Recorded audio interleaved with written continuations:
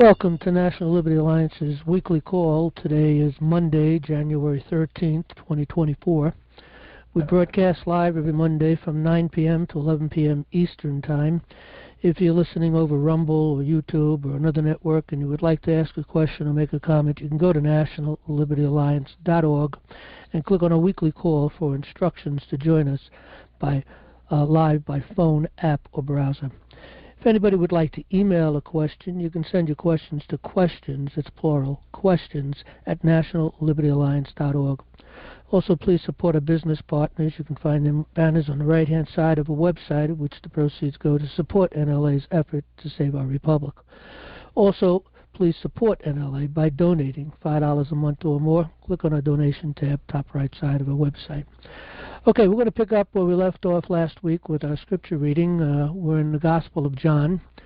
So we're in chapter 10. So the Gospel of John, chapter 10, read by Alexander Scorby. Chapter 10. Verily, verily, I say unto you, he that entereth not by the door into the sheepfold, but climbeth up some other way, the same is a thief and a robber. But he that entereth in by the door is the shepherd of the sheep. To him the porter openeth, and the sheep hear his voice. And he calleth his own sheep by name, and leadeth them out. And when he putteth forth his own sheep, he goeth before them, and the sheep follow him, for they know his voice. And a stranger will they not follow, but will flee from him, for they know not the voice of strangers. This parable spake Jesus unto them, but they understood not what things they were which he spake unto them. Then said Jesus unto them again, Verily, verily, I say unto you, I am the door of the sheep. All that ever came before me are thieves and robbers, but the sheep did not hear them. I am the door. By me, if any man enter in, he shall be saved, and shall go in and out, and find pasture. The thief cometh not but for to steal, and to kill, and to destroy. I am come that they might have life, and that they might have it more abundantly. I am the good shepherd. The good shepherd giveth his life for the sheep. But he that is an hireling, and not the shepherd, whose own the sheep are not, seeth the wolf coming, and leaveth the sheep, and fleeth, and the wolf catcheth them, and scattereth the sheep. The hireling fleeth, because he is an hireling, and careth not for the sheep. I am the good shepherd, and know my sheep, and am known of mine. As the Father knoweth me, even so know I the Father. And I lay down my life for the sheep. And other sheep I have which are not of this fold. Them also I must bring, and they shall hear my voice. And there shall be one fold, and one shepherd. Therefore doth my Father love me, because I lay down my life, that I might take it again. No man taketh it from me, but I lay it down of myself. I have power to lay it down, and I have power to take it again. This commandment have I received of my Father. There was a division therefore again among the Jews for these sayings, and many of them said, He hath a devil, and is mad. Why hear ye him? Others said, These are not the words of him that hath a devil. Can a devil open the eyes of the blind? And it was at Jerusalem the feast of the dedication, and it was winter. And Jesus walked in the temple in Solomon's porch. Then came the Jews round about him, and said unto him, How long dost thou make us to doubt? If thou be the Christ, tell us plainly.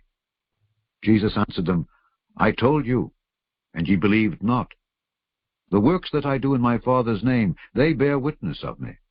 But ye believe not, because ye are not of my sheep, as I said unto you.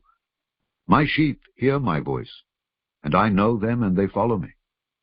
And I give unto them eternal life, and they shall never perish, neither shall any man pluck them out of my hand. My Father, which gave them me, is greater than all, and no man is able to pluck them out of my Father's hand. I and my Father are one. Then the Jews took up stones again to stone him. Jesus answered them, Many good works have I showed you from my Father. For which of those works do ye stone me? The Jews answered him, saying, For a good work we stone thee not, but for blasphemy, and because that thou, being a man, makest thyself God. Jesus answered them, Is it not written in your law, I said, ye are gods?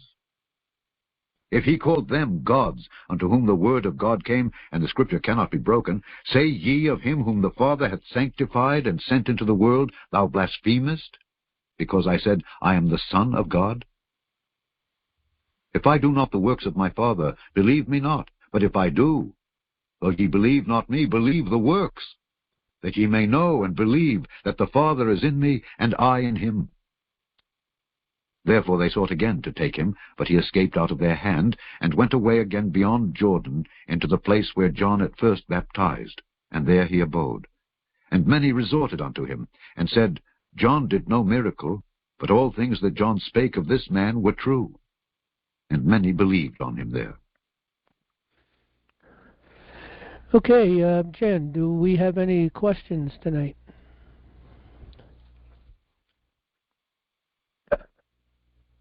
If you're speaking, your mic is still off. Sorry, John, I stepped away for a minute. There are no questions tonight. Okay, all right, so we'll get right down to business tonight. Okay, what we're doing tonight is we're going to read the indictment that we put together. We were going to try to collect a lot of signatures, but I don't think we have the time, and we're unable to set up a form anyway, and I think it would really become too much, depending on how many signatures we were to get. So, but nevertheless, you know, we've been operating as the Unified United States Common Law Grand Jury for quite some time now, filing hundreds of papers into the courts, the Federal District Court particularly, to the United States Supreme Court concerning subversion at the highest levels within our courts, and that they've claimed to have abrogated the common law. It's not possible for them to do it. That was a fraud. It was unlawful, and it was treason. We've done everything we could to try to bring our courts back. We've known from the very beginning that we probably were not going to be able to do that, at least not in the environment that we've been operating in as far as the courts is concerned, and the administration and the courts and so on and so forth. But what we have been doing is filing papers anyway, because we're building a case. And we have a tremendous amount of evidence to show that there is a conspiracy across this entire nation in every federal district court, all 94 of them, from every judge and every magistrate within the courts, operating the same way and covering up our common law courts. So this is well, I don't want to say it's a final paper. It is kind of a final paper from the standpoint it's going to be a whole new direction after this. Often we're not sure which way we're going to go after one point to another, but something always comes up and we end up focusing in on something that we can continue on. The last paper we filed was a presentment. For those who haven't seen or read that presentment, it's here on our front page at nationallibertyalliance.org. Presentment with an order to the United States Supreme Court. Prior to that, we had a tremendous amount of cases, which is underneath the federal court cases over here on the right-hand side of our website. We've also sent an addendum to the grand jury presentment, and with a letter to 2 doorkeepers who rejected our papers. We've sent this out to every single member of the Supreme Court directly through their own districts that they are in responsible for, and then we sent it also directly to the United States Supreme Court, both the presentment and the addendum. And nothing was returned. We're kind of surprised on that, so it's good news. Nothing was returned. This was done at least 8 weeks ago, and now we're at the final point. President Trump is going to be the President of the United States on the 20th. He's going to be inaugurated on the 20th. That gives us, looking at tomorrow, counting from tomorrow, that gives us 6 days. Our anticipation is to get this paper out prior to him actually becoming, the President of the United States, going through that process. Only for the point of him reading it. Of course, we've been copying President Trump for quite some time. Also, Donald Trump Jr. and about 20 other individuals, plus we've been copying also different JAGs, different for the different services. And it's been pretty good. We've only gotten 2 sent back, and actually it was sent back by 2 different individuals by one of the justices. And that particular one that was sent back, we did resend them, and that was done by the clerk, we presume. I'm sure all the clerks probably went and talked with the judges as far as our paperwork was concerned to see once what they might do with them. And I think they felt that they better not send this one back. I should hope not. But in any event, they didn't, so good news. Usually we get our papers back within a week, but we've been filing it in different various other places anyway. And we also took out an index number in the Northern District here of New York for the sole purpose of having a place to file our paperwork. So they've got it. It's in the courts. Whether they've rejected it directly or not is irrelevant to us at this point. They've rejected everything we the people do. They have destroyed our courts. They've destroyed, matter of fact, it's the lawyers, the bar attorneys, who are the minions of the New World Order. That is exactly who they are, the minions of the New World Order. They have worked tirelessly, mostly in ignorance, but there are people who do understand what they're doing, because some of these people are really true believers. They think we're under civil law. They think that the common law has been abrogated. They don't even understand the common law. They think we were created and under the law of Roman law, which brings us to Justinian law, which brings us right over to Babylonian law, the law of the city, the law that enslaves the people. And that's where we're at. We're in a prison. We're in a statutory prison. We've been in one for quite some time. So anyway, let's get to this paper. This is the indictment of the federal judiciary. And we're looking to, I'd like to try to send this out tomorrow, which gives 6 days. We'll get it in 2 or 3 days, let's say, all of them. And again, quite a few people were copying. Let me just mention some of the names here. Of course, I mentioned Donald Trump, President Trump, and Donald Trump Jr., Robert F. Kennedy, Senator Mike Lee, Senator Ted Cruz, Senator John Kennedy, Senator Rand Paul, Senator John Hawley, Congressman Jim Jordan, Congressman Mike Johnson, Congressman Steve Scalise, Congresswoman Marjorie Taylor, Congressman Matt Gaetz, which I know he's not a congressman anymore, but Congressman Andy Briggs, Congressman Chip Roy, Congressman Eli Crane, Congressman Corey Mills, Congressman Jim Banks, Donald Trump Jr., I mentioned that, Elon Musk, Vivek Ramaswamy, and Pamela Jo Bondi. Now, this is the first time we're copying Pamela Jo Bondi because we just recently discovered that she was chosen as the Attorney General. So we're probably going to send her a very large package along with the paperwork that we're going to send here anyway. But you know, of all the papers that we've been copying others to try to bring her up to date. And it's going to be pretty much in her hands to really do something with this indictment.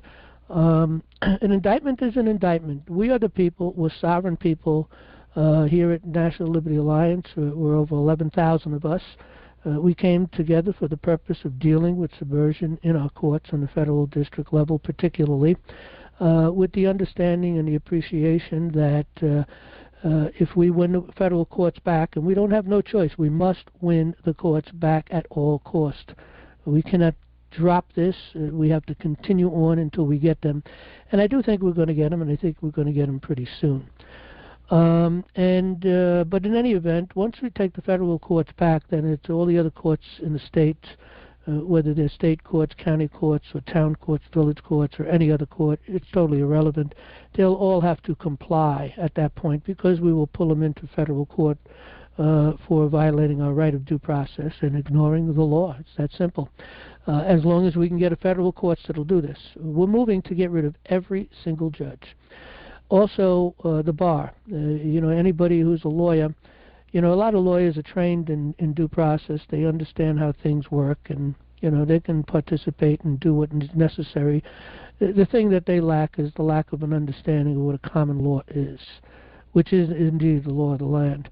But really, common law is pretty simple. They can come here to get their education if that's what they want, but one way or the other, they're going to have to learn it, because no bar attorney should ever step a foot into any of our courts, nor should any of our courts have a judge or a magistrate that belongs to the bar, because, again, as I mentioned, they are the minions of the New World Order.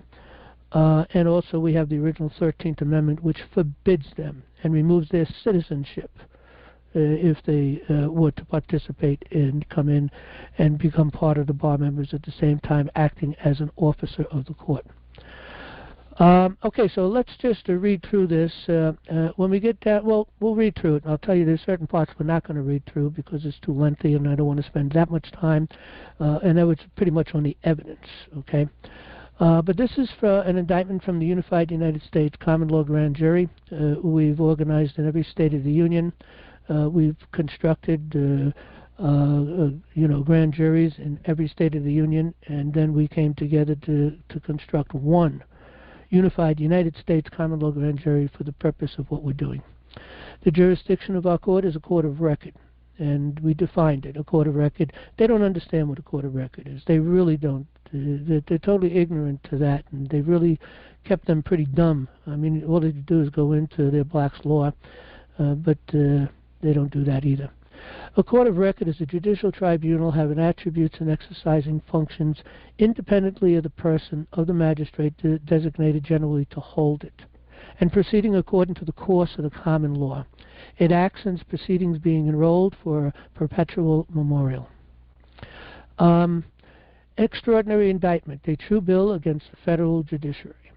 Comes now the constituted Unified United States Common Law Grand Jury, hereinafter we the people, for an unprecedented indictment against the federal judiciary. We the people are sovereign and do not seek the permission of servants. Therefore we, the sureties of peace, find it necessary to execute this extraordinary indictment upon and for the removal of all federal judges and magistrates in all 94 federal districts under our own authority that we codified via the Declaration of Independence. We do not take this action lightly. We do so because our courts have become a den of thieves, corrupt to the core and far removed from the people. We the people, via the Unified United States Common Law Grand Jury, have been providentially entrusted via natural law to dispense justice and were provided legal recourse to address the criminal conduct of the judiciary and our representatives. We the people have the unbridled right by law and in law to impanel our own grand juries and present true bills of information, indictments, and presentments to a court of justice. It is we the jury's duty that if anyone has been dispossessed without the legal judgment of his peers from his lands, homes, franchises, or from his right, we will immediately restore them to him. And if a dispute arises over this, then it will be decided by the 25 jurors of whom mention is made below in the clause for securing the peace. Moreover, for all those possessions from which anyone has, without the lawful judgment of his peers, been diseased or removed by our government, we will immediately grant full justice therein. Magna Carta, paragraph 52.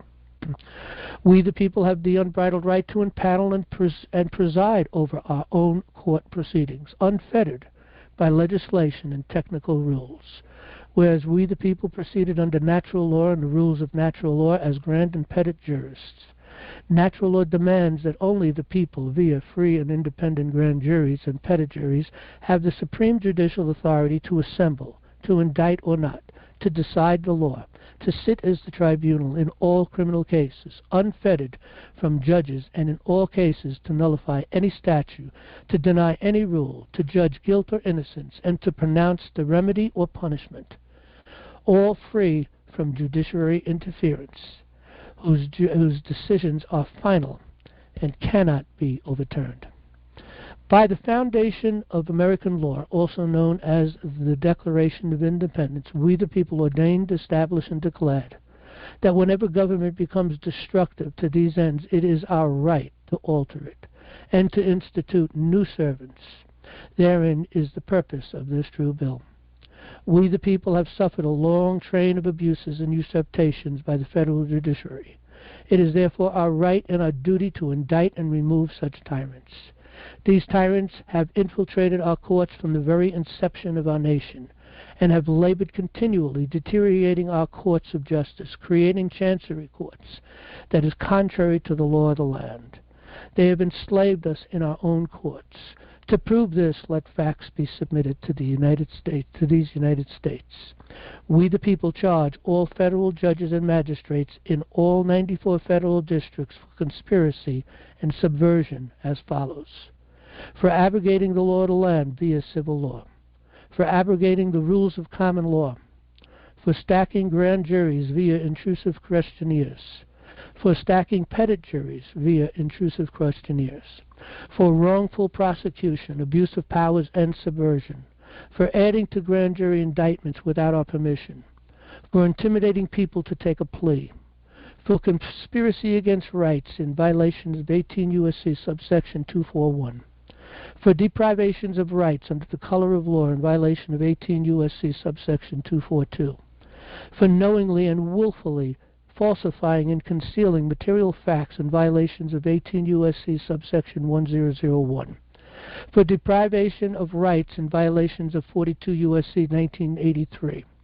for neglect to prevent in violation of 42 U.S.C. 1986, for denying the defendant's rights of habeas corpus, for ignoring and refusing to answer writ quo wantos, for refusing to honor their oaths, for refusing to provide their oaths, for refusing to provide their bonds, for manipulating the juries to achieve a guilty plea, for obstruction of the administration of justice, for refusing to acquiesce to the law of the land, for prosecuting people for pretended offenses, for creating rules that claim to abrogate the laws of nature's God, for trodden upon the rights of the people, for giving themselves special status from national customary law derived by judicial comity, for legislating from the bench, for making it impossible for victims of government wrongdoings to hold the government accountable, for fashioning sweeping doctrines of immunity that insulate themselves and other federal and state officials from being held accountable, for transforming judges into chancellors, dependent upon the will of the bar, resolute on destroying the common law, the foundation of America, and who we are as a people, for closing the doors of justice, for protecting foreign bankers and subjecting the people to jurisdictions unknown, for providing for tax courts that enforce direct taxes, for providing for debtors' prisons, for demanding fees to access our courts, for demanding fees to move our courts, for collecting fines and opposed to restoring the injured party, for denying people's due process via rule, for replacing common law courts with chancery courts, for depriving the people fully informed grand juries, for depriving the people fully informed petit juries,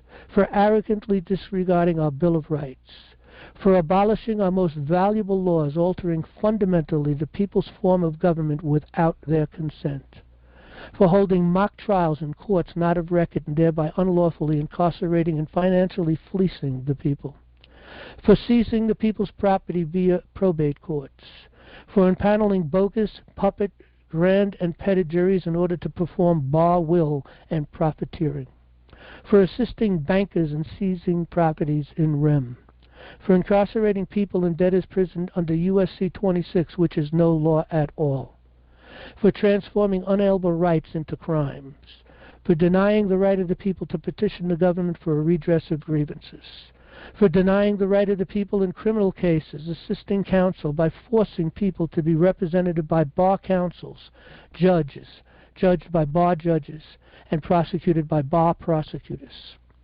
for imposing excessive bails and fines, for closing the doors of justice, for refusing to restore the people's courts of justice, for warring against the Constitution, for warring against we the people, for constantly and consistently denying due process, for denying a republican form of government protected under Article 4, subsection 4, for denying the people's unalienable right to practice law, for fabricating law by its own decisions to maintain the status quo and pollute our courts of justice, for denying the people's free access into our courts.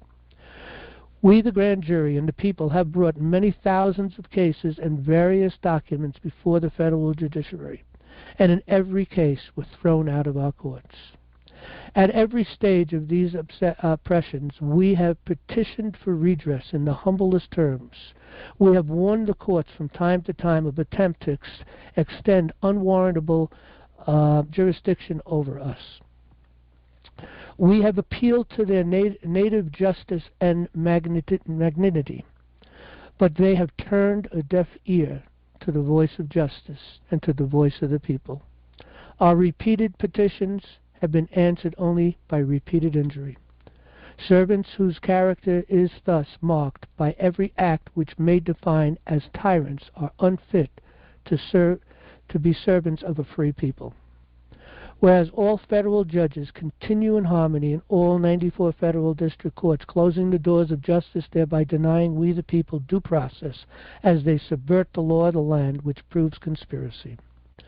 We the people codified our unalienable right of sovereignty in the Declaration of Independence when we said, we are endowed by our Creator with certain unalienable rights, that among these are life, liberty, and the pursuit of happiness, that to secure these rights governments are instituted among men, deriving their just powers from the consent of the governed. But when a long train of abuses and usurpations pursuing inevitably the same object evinces a design to reduce us under absolute despotism, it is our right, it is our duty to throw off such government and to provide new guards for our future security. This indictment is a right of we the people to throw off said judicial despots. We, the sureties of the peace, the representatives of the people, appealing to the supreme judge of the world, a just God whose justice will not sleep forever, for a rectitude of our intentions, do in the name and by the authority of the good people of these free and independent United States, solemnly publish and declare that we are and of a right ought to have natural law courts, free from foreign influence, free from civil law, free from the British Crown, free from esquires, free from British chancellors, in short, free from tyrants. Traitorous bar judges and esquires have refused to liberate our courts. Therefore, we demand their removal immediately. The evidence. Whereas we, the jury, have found and filed in these federal courts at the district level a myriad of evidence. And we have a duty to restore what cannot be abrogated, that being the natural law in our courts and the natural law Constitution for the United States of America. Having filed on 5/15/15 a writ quo warranto against the federal judiciary, being our first paper, fell upon deaf ears and therefore warrants the surrendering of their office. Said filings was followed with numerous documents filed in the United States District Courts for the Northern District of New York, case number 116-CB-1490, and can also be found at nationallibertyalliance.org/action against the judiciary. A partial list of our findings are as follows, supported by 23 memorandums of law and hundreds of documented evidences. The following does not include thousands of cases filed by thousands of people. The following proves a conspiracy in fact by the coordinated, premeditated act by federal justices across America who are determined to end our republic. We filed a mandamus to the clerk for acknowledged and obeyed the law, for them to acknowledge and obey the law by the filings. Now, I'm not going to read through all of these papers here that we've written, but every single one of these decisions and orders, writ mandamuses, papers on treason, was ignored. Every single paper ignored. Habeas corpus is filed and ignored. These are the habeas corpus we filed. Non-judicial foreclosures challenged and ignored. Other cases challenged and ignored. Each one of these is a case. Indictments for denial of habeas corpus and felony rescue on many federal judges and some state judges, all ignored. Indictments filed indictments filed for denial of due process and felony rescue, again, A lot of judges, everything ignored. We, the sureties of the peace, by the authority of we, the people themselves, herein demand and order the restructuring of our courts of law as follows.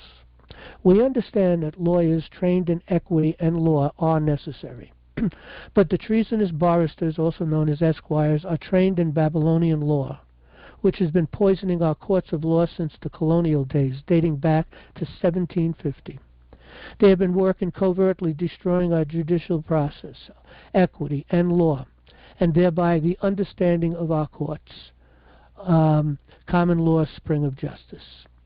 All bar lawyers that survive the wrath of justice that is about or ready is sweeping through the United States must resign their bar membership to practice law in our courts and learn with an open mind the common law and its common law rules, being the remedy necessary to counter the venom they have been subjected to.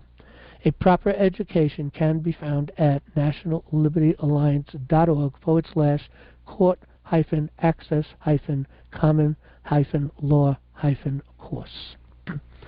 The United States Supreme Court is to acknowledge that it is primarily an equity court, and its only authority in courts of law is to protect the peoples against violations arising under the Constitution. Whereas we, the people, vested the Supreme Court in all cases in equity arising under the Constitution, the laws of the United States, and treaties made or which shall be made under their authority, to all cases affecting ambassadors, other public ministers and consuls, to all cases of admiralty and maritime jurisdiction, to controversies to which the United States shall be a party to, controversies between two or more states under Article 3, Section 2. The U.S. Supreme Court is not to trespass upon the King's Court, that being Jesus Christ, by ruling on common law issues such as abortion, religious practices, etc. We, the people, herein demand that the concealed original 13th Amendment that prevented barristers titled esquires from holding an office of trust and thereby unable to practice their abominable civil law in our courts of law to be acknowledged in our courts. We, the people, herein demand that all judges and lawyers must be severed from the bar to practice law in the people's courts. We, the people, herein demand that only common law, also known as the law of the land, to be practiced in all our courts, and offer a clarification between law and equity, whereas equity courts are for fictions, such as government agencies, agents, and commercial activities, and common law is for the people, by the people. We, the people, herein demand that only the rules of common law, as it was before 1938, are to govern both equity and law courts. We, the people, herein demand that the people have the right of free access to the courts of law. Court fees are for fictions. We, the people, herein demand that only fully informed common law grand juries are lawful, and the common law grand jury handbook is to be distributed to jurists found at nationallibertyalliance.org. We, the people, herein demand that only fully informed common law petit juries are lawful, and that the common law grand jury handbook is to be, well, that should be petit handbook, is to be distributed to just jurists found at nationallibertyalliance.org. We, the people, herein demand that the orientation of the jury must be by the people via jury administrators and not barrister lawyers. We, the people, herein demand that the practice of law is an unalienable right, and that indeed no more than an affidavits are necessary to make a prima facie case. We, the people, herein demand that only the sheriffs and coroners have the authority to call for and bring a case before the grand jury, whereas prosecutors can bring their cases to the sheriff, whose decision is to bring a case before a grand jury or not. We, the people, herein nullify the 16th Amendment because it prohibited by Article 1, Section 9, Clause 4, and it defrauds and enslaves the people. We, the people, herein nullify the 17th Amendment because it is forbidden by Article 5. It destroys the balance of power and deprives states equal suffrage. We, the people herein, nullify the Organic Act of 1871 because it created the United States, Inc., that subverted the United States of America, thereby being an act of treason by the 42nd Congress and the Traitorous American Bar Association. We, the people herein, nullify the Rules Enabling Act of 1934 and its 1938 Federal Rules of Civil Procedure because it subverts the common law and the rules of common law. We, the people herein, nullify Engel versus Vitale because it violates the First Amendment and denies the knowledge of our King, Jesus Christ, of our common law courts to our children, the future sureties of the peace. We, the people herein, nullify national customary law derived by judicial comity because a thing similar is not necessarily the same thing, and trial court decisions are self-serving and has nothing to do with the law. We, the people herein, nullify the so-called Article 1 courts, whereas Article 1, Section 8, Clause 9 vested Congress with the powers to constitute tribunals inferior to the Supreme Court, as defined in Article 3. There is no such thing as an Article 1 court. As is the process in a court, the law judges have no authority. We, the people herein, nullify the Federal Reserve Act because it is repugnant to the Constitution. We, the people herein, nullify the Patriot Act. A true bill so ordered. Sealed, New York, Westchester County, January 15th, 2025. Signed by the jury foreman. Okay, that brings us to the end of that. So we got the queue open, by the way, so if anybody wants to get into the queue, it's a *6 and a 1 if you're on a phone, or there should be a button to enter into the queue if you're on an app or the browser. So we'll take questions. Before we do that, I don't know if any of the leadership here has any statements or anything they'd like to say before we go into questions, or maybe they have some questions themselves. I'm good, John. Thanks for asking. I'd be interesting what Pam Bondi might do. I mean, these people are all, or many of them, are bar-trained attorneys. It'll be interesting to see what they might do. I yield. Right. Well, they can't deny what we've said in here, the accusations. No, they cannot. They cannot justifiably deny any of the accusations. That's correct. Let's see what they do. Right. And by the way, let me make a final thing here. I want to get these papers out tomorrow, and we can really use some extra money at this point to get this paper. There's a lot of paperwork to get together and a lot of mailing to be done, and get this out to all the proper individuals. Got 22 people who are going to be copying on this. So if anybody can help out, I know most of the people that come regularly are supporters of National Liberty Alliance.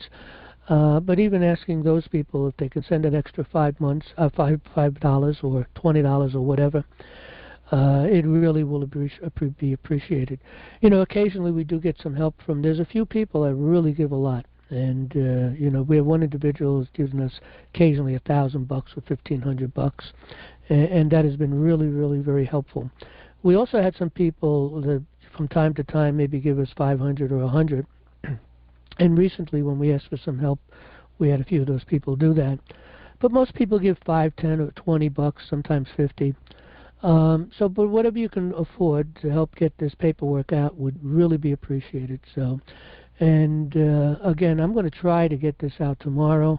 Worst case, the following day, because we only got 6 days to get it in before the inauguration. Okay, with that, we're going to take our first caller. Again, let me repeat, if you're on a phone, *6 and a 1 to get into the queue on a phone.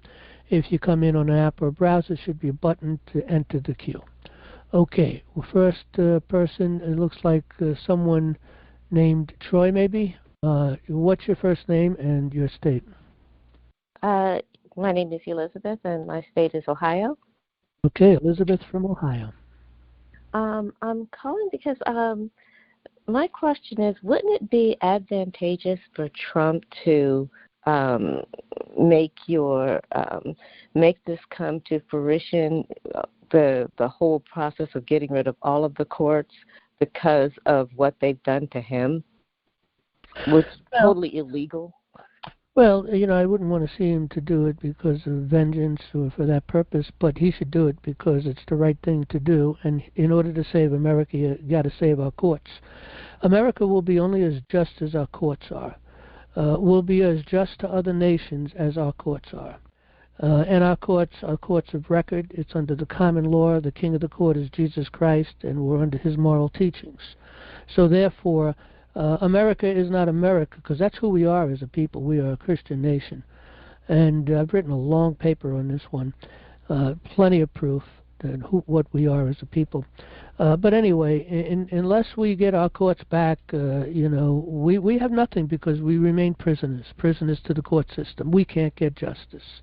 Nothing we do. We're abused by the government constantly. We can't go in and get justice. We should be able to go in and get justice in our courts.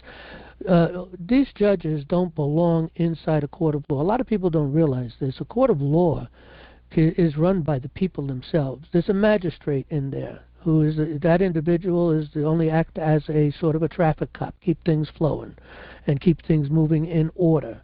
And then at the end of the day, when the final decisions are made, that he has nothing to do with, then he is to certify it, seal it, pass it to the sheriff for execution, the will of the jury. And that's his job and his only job.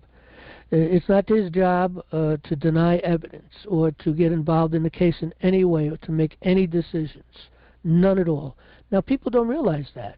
This is the people's court. 12 people, 12 individuals decide. They decide innocent or guilt. They decide whatever, if there's law involved. Sometimes there are statutes involved in a court. If an individual is accused of a crime, for instance, and they're working for the government, or they are, as an agent or something, or they are working in commercial activity, which falls under this, then they're operating under regulations. They're operating under statutes and codes. There's 57 codes altogether, and each one of these codes have a focus on specific, things as far as government operations or commercial activities. So if an individual working in that area was to be indicted for a crime, then they move, because all of the decisions work on that in equity courts. But once it becomes a crime, it has to move into a court of law. And then the people decide. And they decide whether they like the regulation or not, the law or not, whatever it is that they're applying against them. They got total control. And they also, of course, decide what the penalty is, and with an eye on restitution of the injured party. These courts that have been operating, they hit these people sometimes with all these. Just think of what they hit Trump with the fines. Where did that money go to? Where did they expect to put that? If they claim that there is people that have been injured, why haven't they gotten that money? And our courts have been operating like this for a long time, and we, the people, have been so ignorant and dumb at this whole thing, we've let them get away with it. It's time to step up. And I want to ask everybody who's listening in, everybody who's hearing this, to get this out, get this message out, get this paper out. Again, you can find a copy of this paper on our front page. Let me go over to our front page here.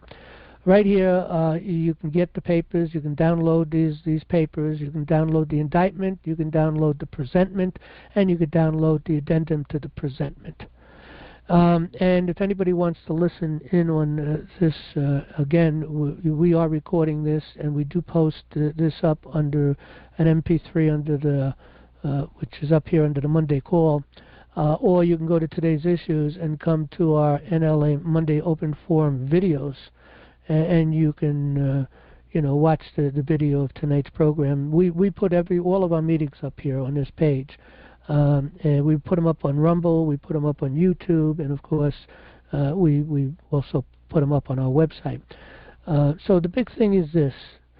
People need to get this message out to as many people as possible, to get this paper. We've got lots of papers, and we've got a lot of education for those who aren't regulars coming, to our meetings here.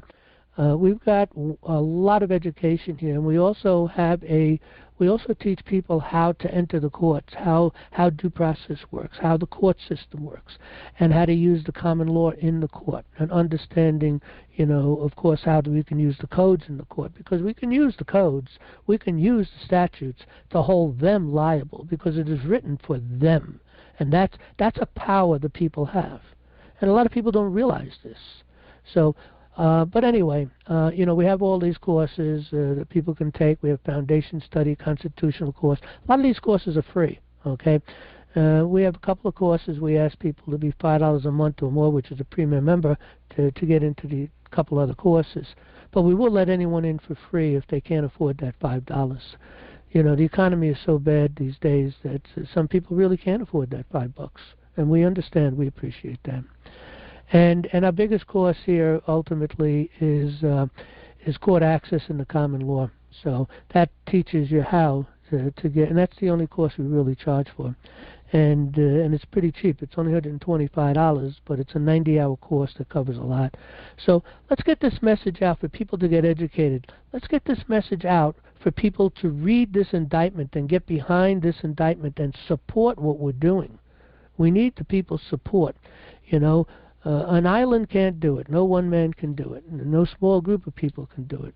We do have quite a few memberships, so we have a lot of clout because we have people that are members in every state of this union. But anyway, back to you. Well, I thank you, and it just seems it's a daunting task. Well, look at, anything that's daunting, anything that's complex is just made up a lot of little things and putting a little bit of time here and a little bit of time there. Many hands make light work, so no one person can do this. We need lots of people to do this. But the big thing is this. Right now, the people should be getting the word out. Get this message out. Get this indictment out. Get it in before the people. Try to get it into the conversations out there on Facebook or wherever it is that people might go to communicate with others and have conversation. But the more awareness we can get of what's going on and the violations, which is a myriad here. I mean, this list goes on, and we still haven't covered everything. There's a lot more we could probably say. But this is the major part of the problems in the courts, and they need to fix them. And we're not America if we don't get them fixed. America's lost if we don't get it fixed. We're done. Okay, if you have anything else, pipe in now, or we're going to move to the next caller. Okay, no, thank you very much. Thank you. Bye-bye. Okay, we're going to the next caller. Isulu from, I think it's Montana, isn't it? M.O. Let me take a quick look. M.O. Nope, it's Missouri. Hi, John. How you doing, Isulu? Oh, well, we want to thank you for your hard work and all the things that you've done. And but I just want to ask a question because I heard that we were supposed to be voting for the documents that you just read today. Well, what we were doing, we were looking for signatures, but we decided that we're not going to do that because it's going to take too long to collect signatures to add to this. We've met quite some time ago as a grand jury and made certain decisions concerning indictments, concerning certain things. And, habeas corpuses and all the work we've done that the grand jury has done over the years.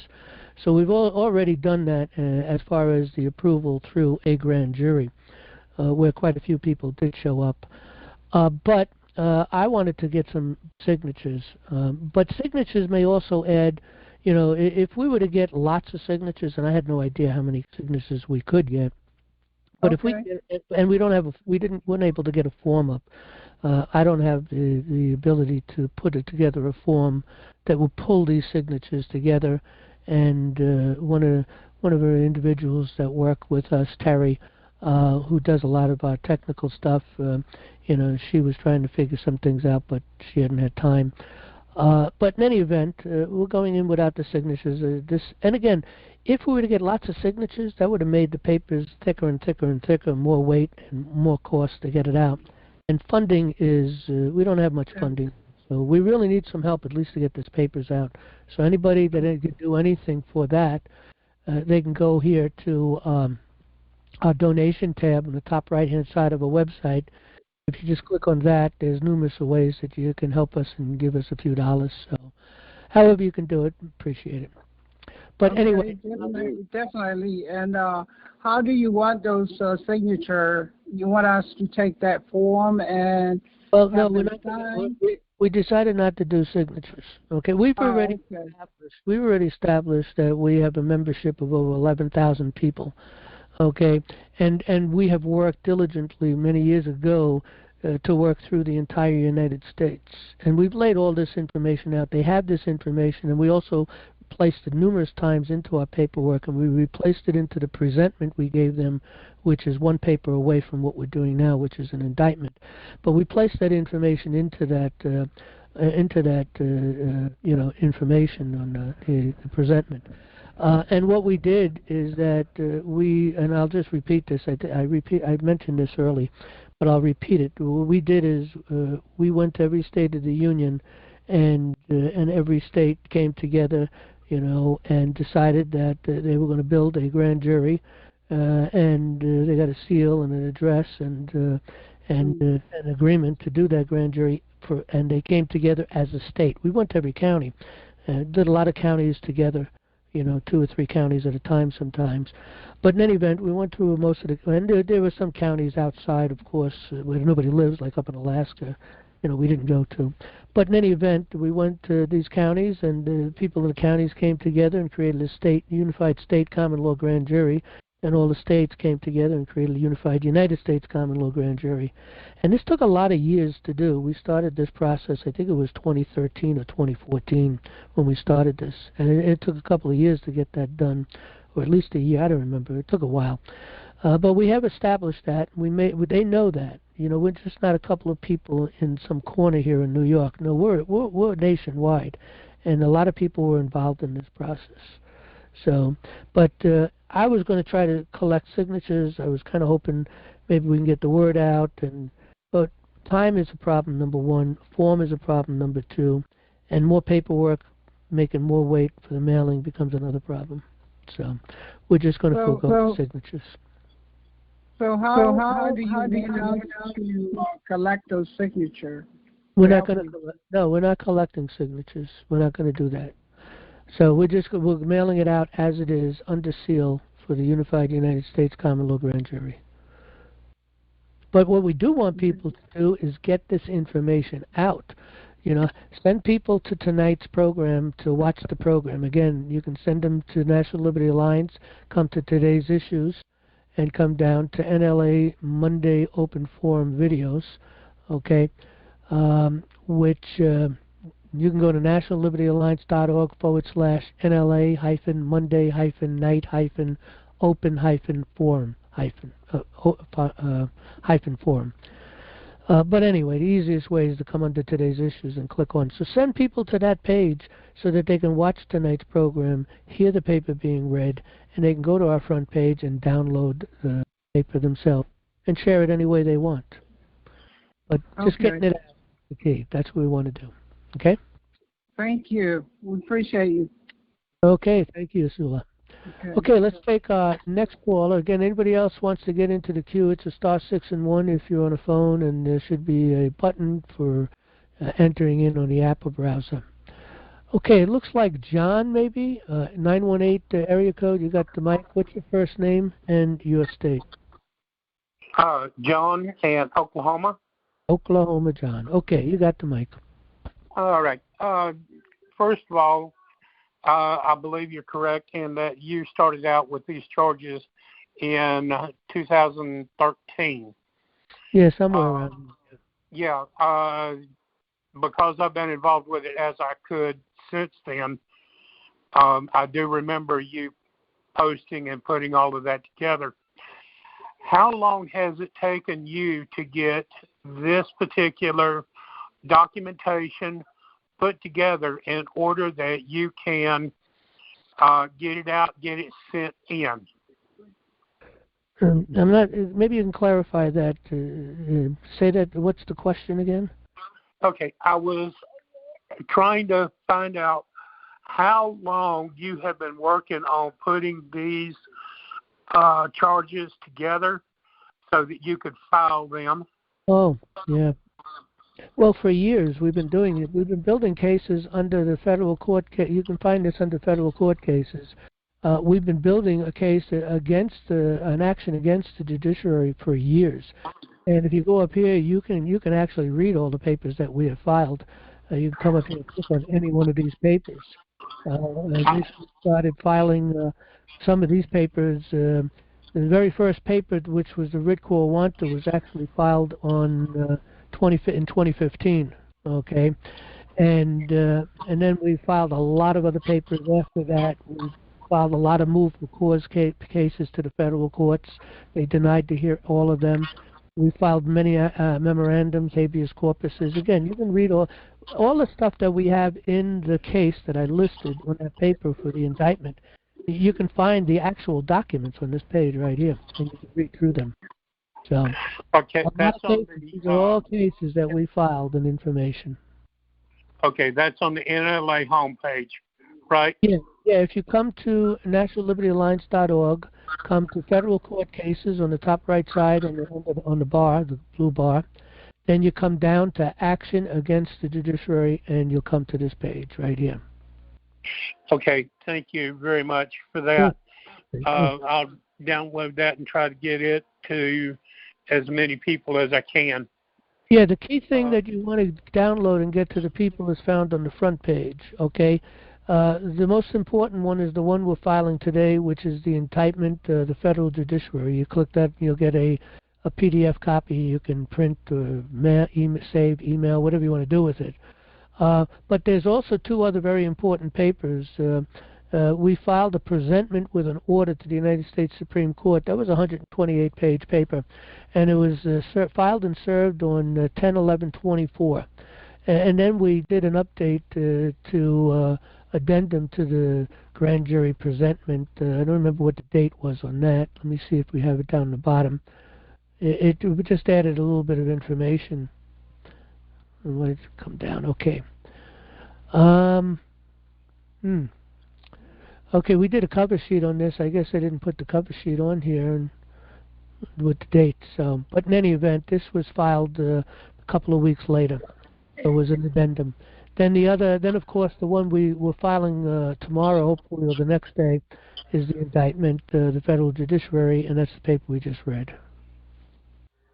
So those are the most important ones. Okay. All right. Thank you. All right. Thank you, John. Okay, we'll go to the next caller here. It looks like Michael. You got the mic. What's your state? And is that your first name? I am Michael Carson. I'm from Seattle, Washington. Okay, Michael from Washington. You got the mic. I'm wanting to know how I can contact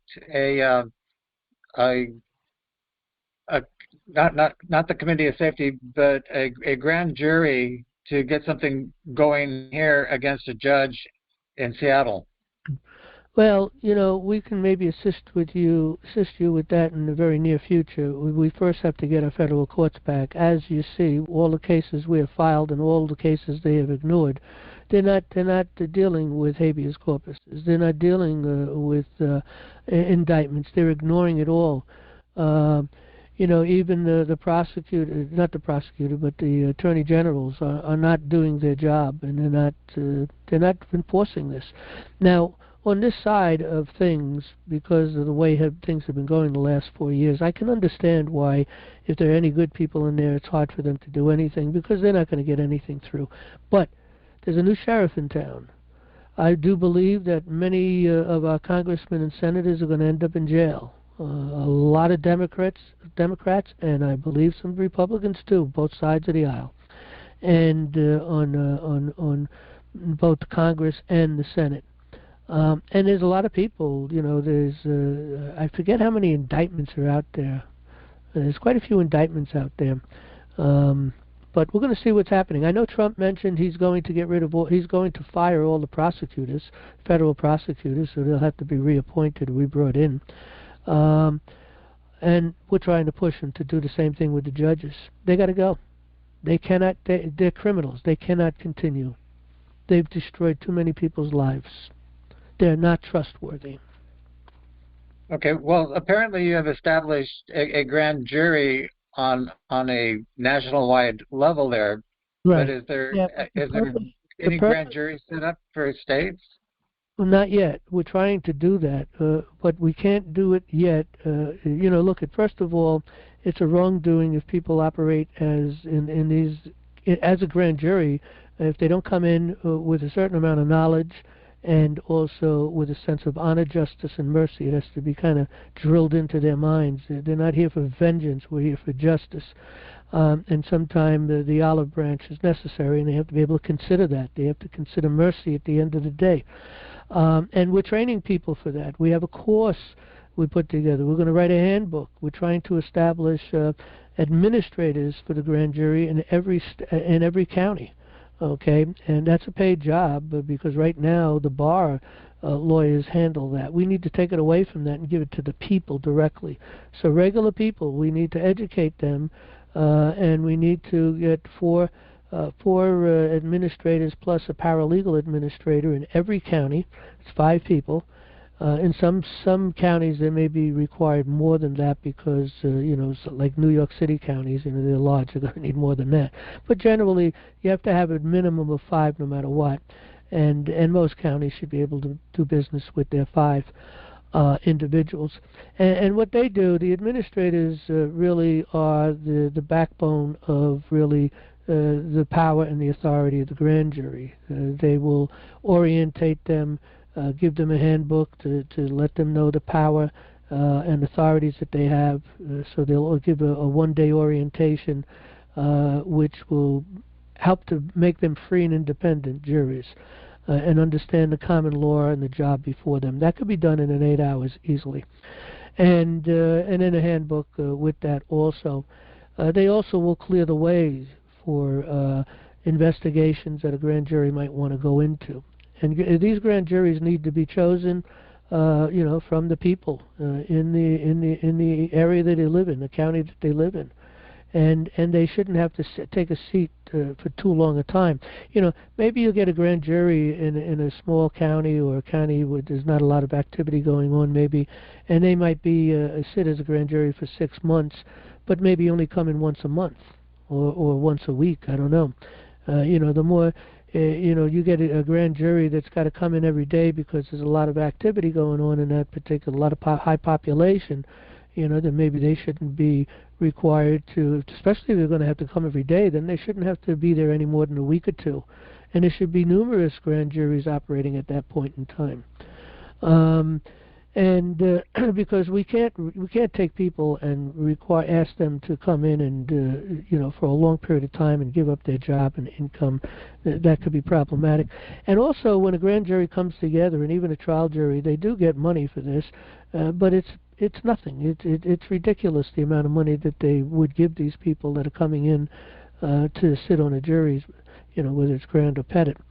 So we got to work all that out. And that's what we're trying to develop across America, and people need to become educated to be doing that. We will give them the certification once they get through all the courses in order to become a jury administrator.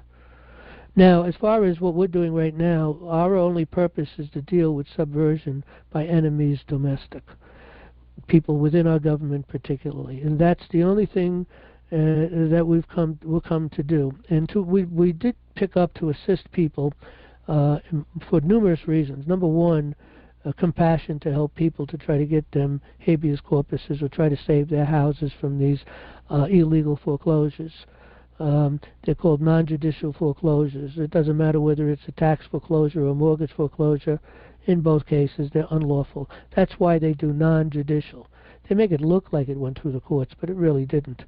And so they make it to create this facade, But we were working to help people. It was two reasons to do it. Number one, to help people, but also to build a case against the judiciary. We wanted to show that they were rejecting habeas corpuses, and it didn't matter whether the court was it was a federal court in New York or in Washington or Virginia or Texas. They're all doing the same thing. They all reject. They all deny. They throw our papers out. So they denied habeas corpus. They denied the people coming in because they were denied due process. So, and the federal courts denied due process too. We took in these non-judicial foreclosures into the federal courts. Now, we were able to do those type of cases because it was easy to write a generic paper that pretty well fits all, and we created a system that all we had to do was put in the specifics of a case, the name, address, the court name, and so on and so forth. And we did create some forms for that. We had someone help us put some forms together on that. So it was pretty simple, and we had a few people working on that. But we're not doing that anymore because there's just way too much work and we don't have enough volunteers. And again, the sole purpose of the Unified United States Common Law Grand Jury is to deal with enemies domestic. And we needed that evidence in the court, and that's what a lot of these cases are.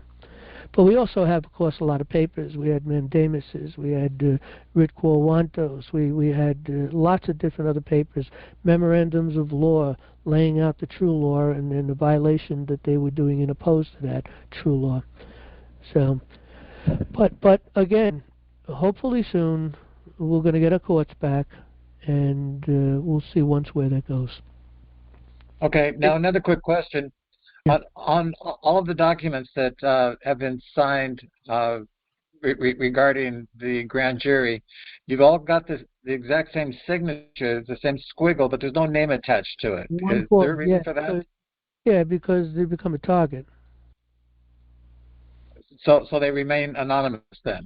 They have to, and look at any grand jury is anonymous. The only ones that know who that grand jury foreman is, and the individuals, unless they reveal it themselves, the only ones that would know would be the judge and maybe one or two other people in the court. That would be it.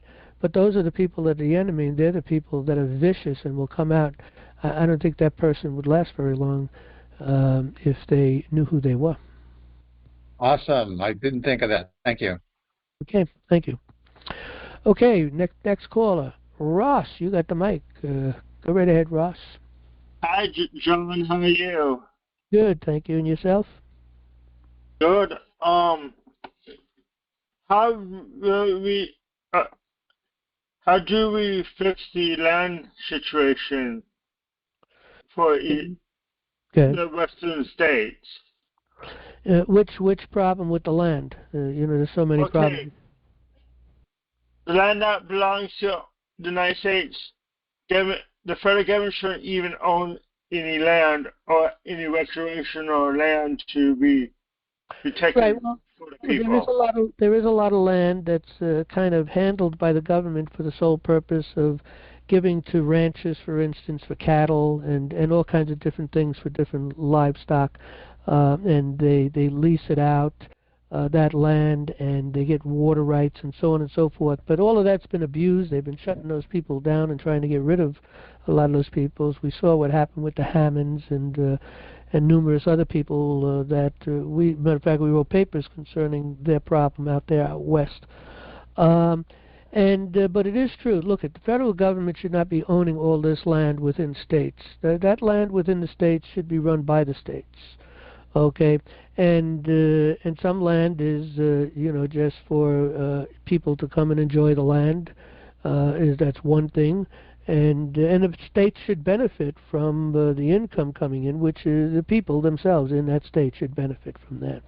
Then there's also lots of other land that again is out there for the purpose again for raising livestock. Again, cattle particularly is a big thing.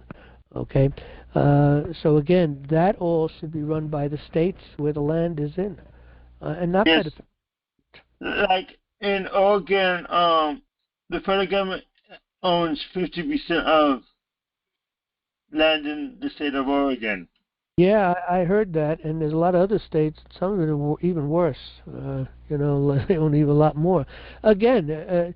The people aren't paying attention because, first of all, they've been shut out. Then nothing's reported in the news, so we're not getting the information on what's going on. Number one.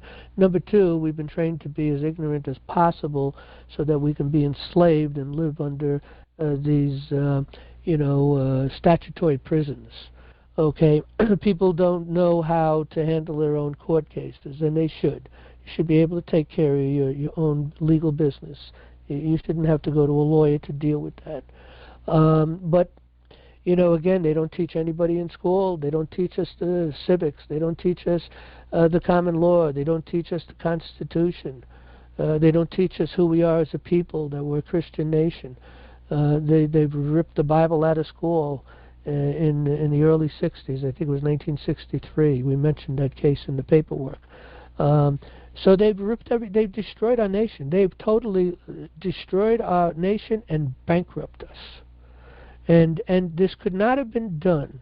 It would be an impossibility to do all this damage without the bar. They are the minions of the New World Order. They control everything. They got their hands in everything. Now, again, a lot of these lawyers are ignorant to this. First of all, they're damaged from as far as really their understanding of things. We're all damaged in our lower schools, going into first 12 years of school. And then you're still young, and then you go into college and you get indoctrinated in all of their BS. They teach you that this is civil law and they're under Roman law, which again brings us right back. You can lead it right back to Babylonian law, the law of the city, to enslave the people, to fleece them on a daily basis. And that's what they're doing. That's what all these, these lower courts do, the town courts, the village courts. They're all fleecing the people all day long, making money. And so we're in a statutory prison.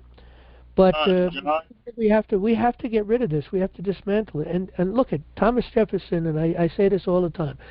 Thomas Jefferson said, if a people expect to be ignorant and free, they expect what never was and never is going to be. It's not going to happen. So people need to be re-educated. We need to take. I'm glad that Trump sent our education back to the states.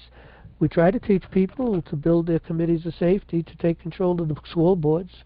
We teach people on how to remove an entire board. You can remove the whole board in one hearing. You can come and have them all legally removed, with a writ quo wanto, easily done. 3 days, 3 to 10 days, and they're out of there. Okay. And then you can fill the seats temporarily, and then when the next election comes around to elect these people, we can then require them to do the will of the people. Okay, we need our children to learn civics, the Constitution. We need our children to learn morality. We need our children to learn, of course, all the basics. But by the time a child gets out of high school, they should understand due process and how the court system works and be able to write their own papers and enter a court. They shouldn't have to require themselves to have to go out and pay a huge amount of money for lawyers to begin with. And lawyers never explain what they're really doing in the courts, and they're just fleecing the people too. They just try to keep the court case going as long as possible, make as much money as possible. It's the good old boys club. But if people are going to remain ignorant, it's going to continue. You'll continue to get fleeced, and we'll continue to lose our justice courts, and we'll just continue to deteriorate until we are no more, because that's where we're heading.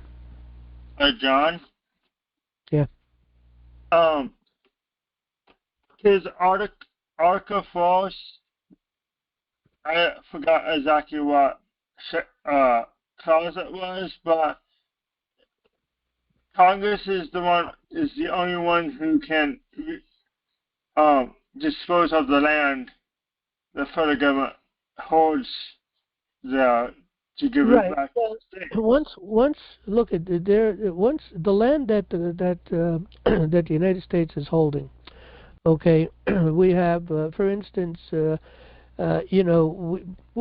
have lots of property where people live, and when there's a certain amount of people in a certain area, they can vote and take a vote to become a state, and the state should do this. Puerto Rico should have become a state a long time ago, and we have a lot of land where people would love to become a state and establish a state, but they're not doing it no more. They freeze from doing it.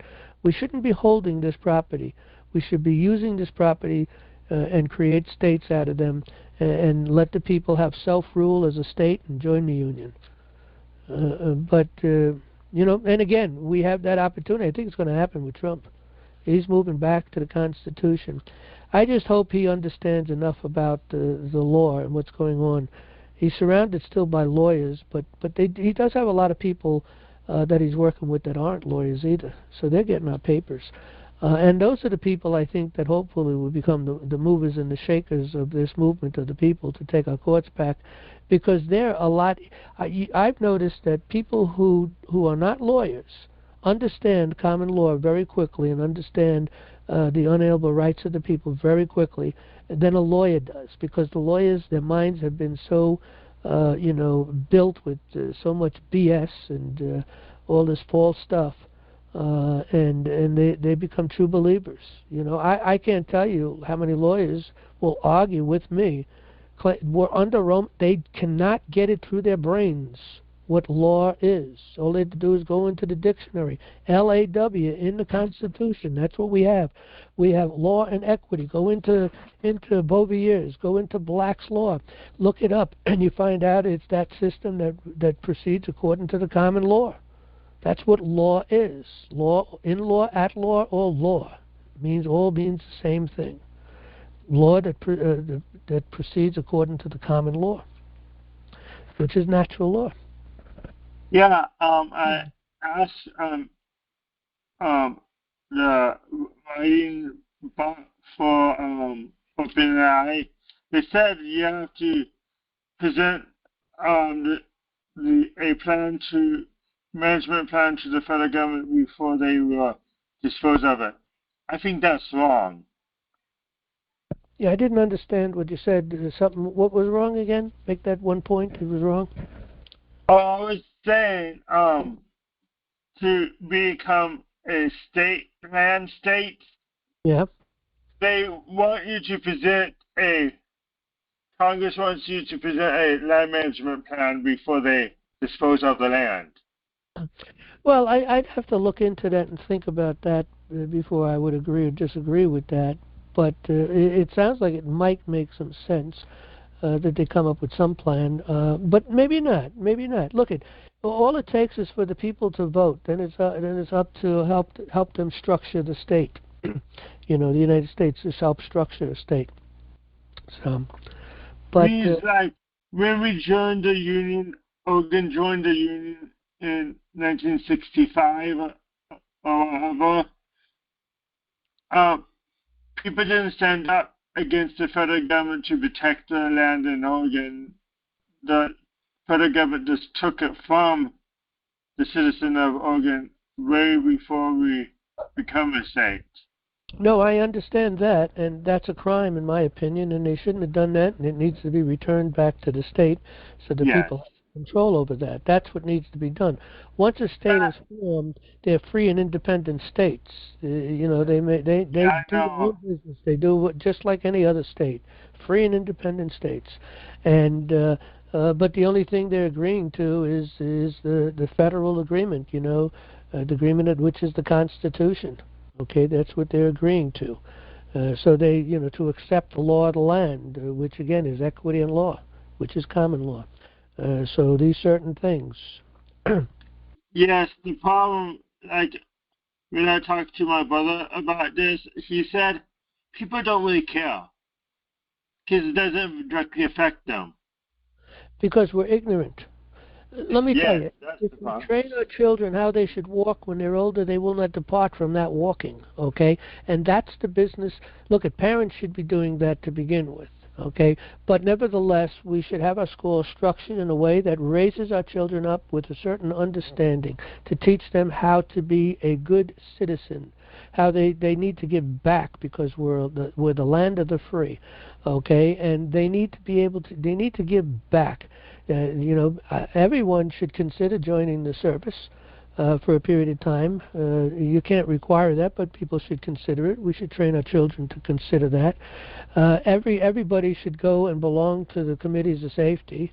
Okay, everybody should respond to the call when there's a call to participate in the jury, whether grand or petit.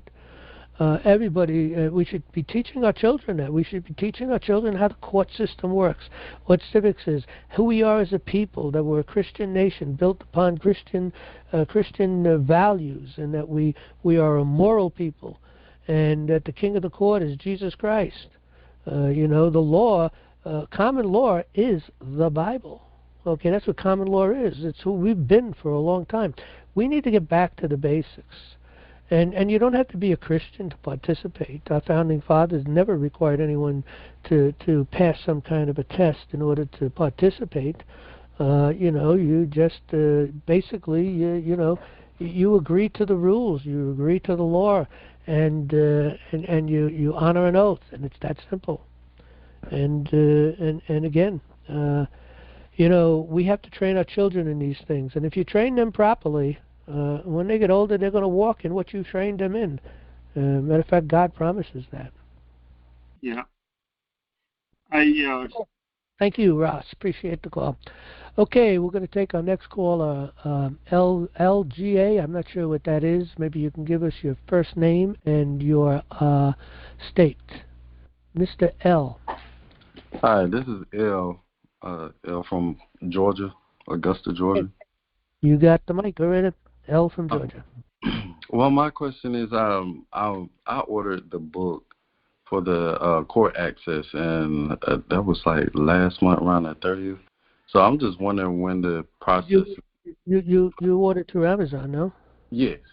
Yeah, you'd have to go to them. I don't know. You should have gotten it by now. I think the longest it takes. Sometimes they print out so many books, and then before they print any more, they try to figure out how many is going to go through the system per month. But you may just get hit in the wrong time, and but you should call Amazon up and and ask them. Okay. Yeah, John, I second that real fast. I ordered a couple. I ordered one. It got to me for myself within, I think, 3 or 4 days, and then I ordered another one. Speaking of Puerto Rico, had it sent to Puerto Rico. And the lady in Puerto Rico got it within, I think, 5 or 6 days at the most. So he should have it by now, and I yield. Well, Amazon's phone number, I think, is hard to get. If you want it, I'll give it to you right now. It's 888-280-4331. I'll repeat that. It's 888-280-4331. And I think I have a second number here that's not an 800 number. It's 206-922-0880. So, sometimes I have to call Amazon, and, I don't like to go through the email and all that stuff or try to do text because you don't even know if you're talking to a person at that point, Right. But anyway, give them a call. Okay, I will. You have any other questions or comments or corrections to offer here? Oh no, that'll be good for me. Okay, thank you. That's what I need to know. All right, appreciate the call. Okay, we'll take a next caller. It is a wireless caller from 845 area code. You got the mic, first name, and the state. Well, looks like New York. Yeah, John, this is Quinn from the law group in Dutchess County. Yeah, hey, Quinn. Hey, how are you? Listen, I'm willing to help you out with filing the papers. I just need to know where I need to donate it at. Oh, well, our donation tab, let's see, is on nationallibertyalliance.org. And if you go to the top right side of our website here, you'll see Donate Now. And you can donate whatever you want, $5, $10, $100, whatever you can afford. Be appreciated. Okay, not a problem. And my last question is at some point will you get a docket on that, and will you be able to reference that? What, the paper we're filing? Yes. Well, we sent it directly to the United States Supreme Court, and again, I mentioned earlier that they have not returned our papers from the original. As far as the presentment, from the presentment on, they have not been returning our papers anymore. And the presentment was sent about eight weeks ago now. And I think it was, October, November. I think it was November 20th or October 20th. Matter of fact, let's take a real quick look. Let me get to the welcome page because you can see the date on there. Okay, the presentment, well, let me go back here a minute because it said right there. It was 10/11/24, and then send out another paper maybe a couple of weeks after that, and then we're sending this one out. They have not returned it because usually they return it. They try to tell us to give them money or to do something stupid, you know. Okay, so does that mean it's on the docket, or you don't know? Oh, well, I don't know. We don't have a docket number for that, but we have been following up on our federal court case on the dockets up there. Let's see, the grand jury docketed. Let's see what that is. I forget what that is. Let's see. Okay, yeah. There's a numbers in here that Okay. you can go to this paper, the mandamus, and you'll find numbers, you know, the case number. We've been filing everything up in the Northern District, sort of as sort of a depository of all our papers. Not that we're expecting anything to happen there, but just we only pulled an index number. We didn't even pull an RJI because we don't want, you know, judicial interference, you know. So, but they've been burying our paper. People have gone up there to look and not. Yeah, I'm sure. Find it, you know. But you said that at some point there will be a copy on the website, correct? Well, we have copies right now. All these, they're up here. Sweet. Okay. Back here, front page. Welcome. Okay. Okay. Presentment order that was sent a while ago. A letter to 2 doorkeepers. The addendum to the grand jury presentment was sent a couple of weeks after 10. That's 10 fantastic. And then the one we're sending now is the indictment for the federal judiciary. Click the button, you can download it and print it or whatever you want to do with it. But everybody needs to get this out, you know. Okay. Let's get this out on Facebook or wherever people talk. Let's get it out. You know, it'll be out on YouTube. It'll be up on. You can send them to Rumble.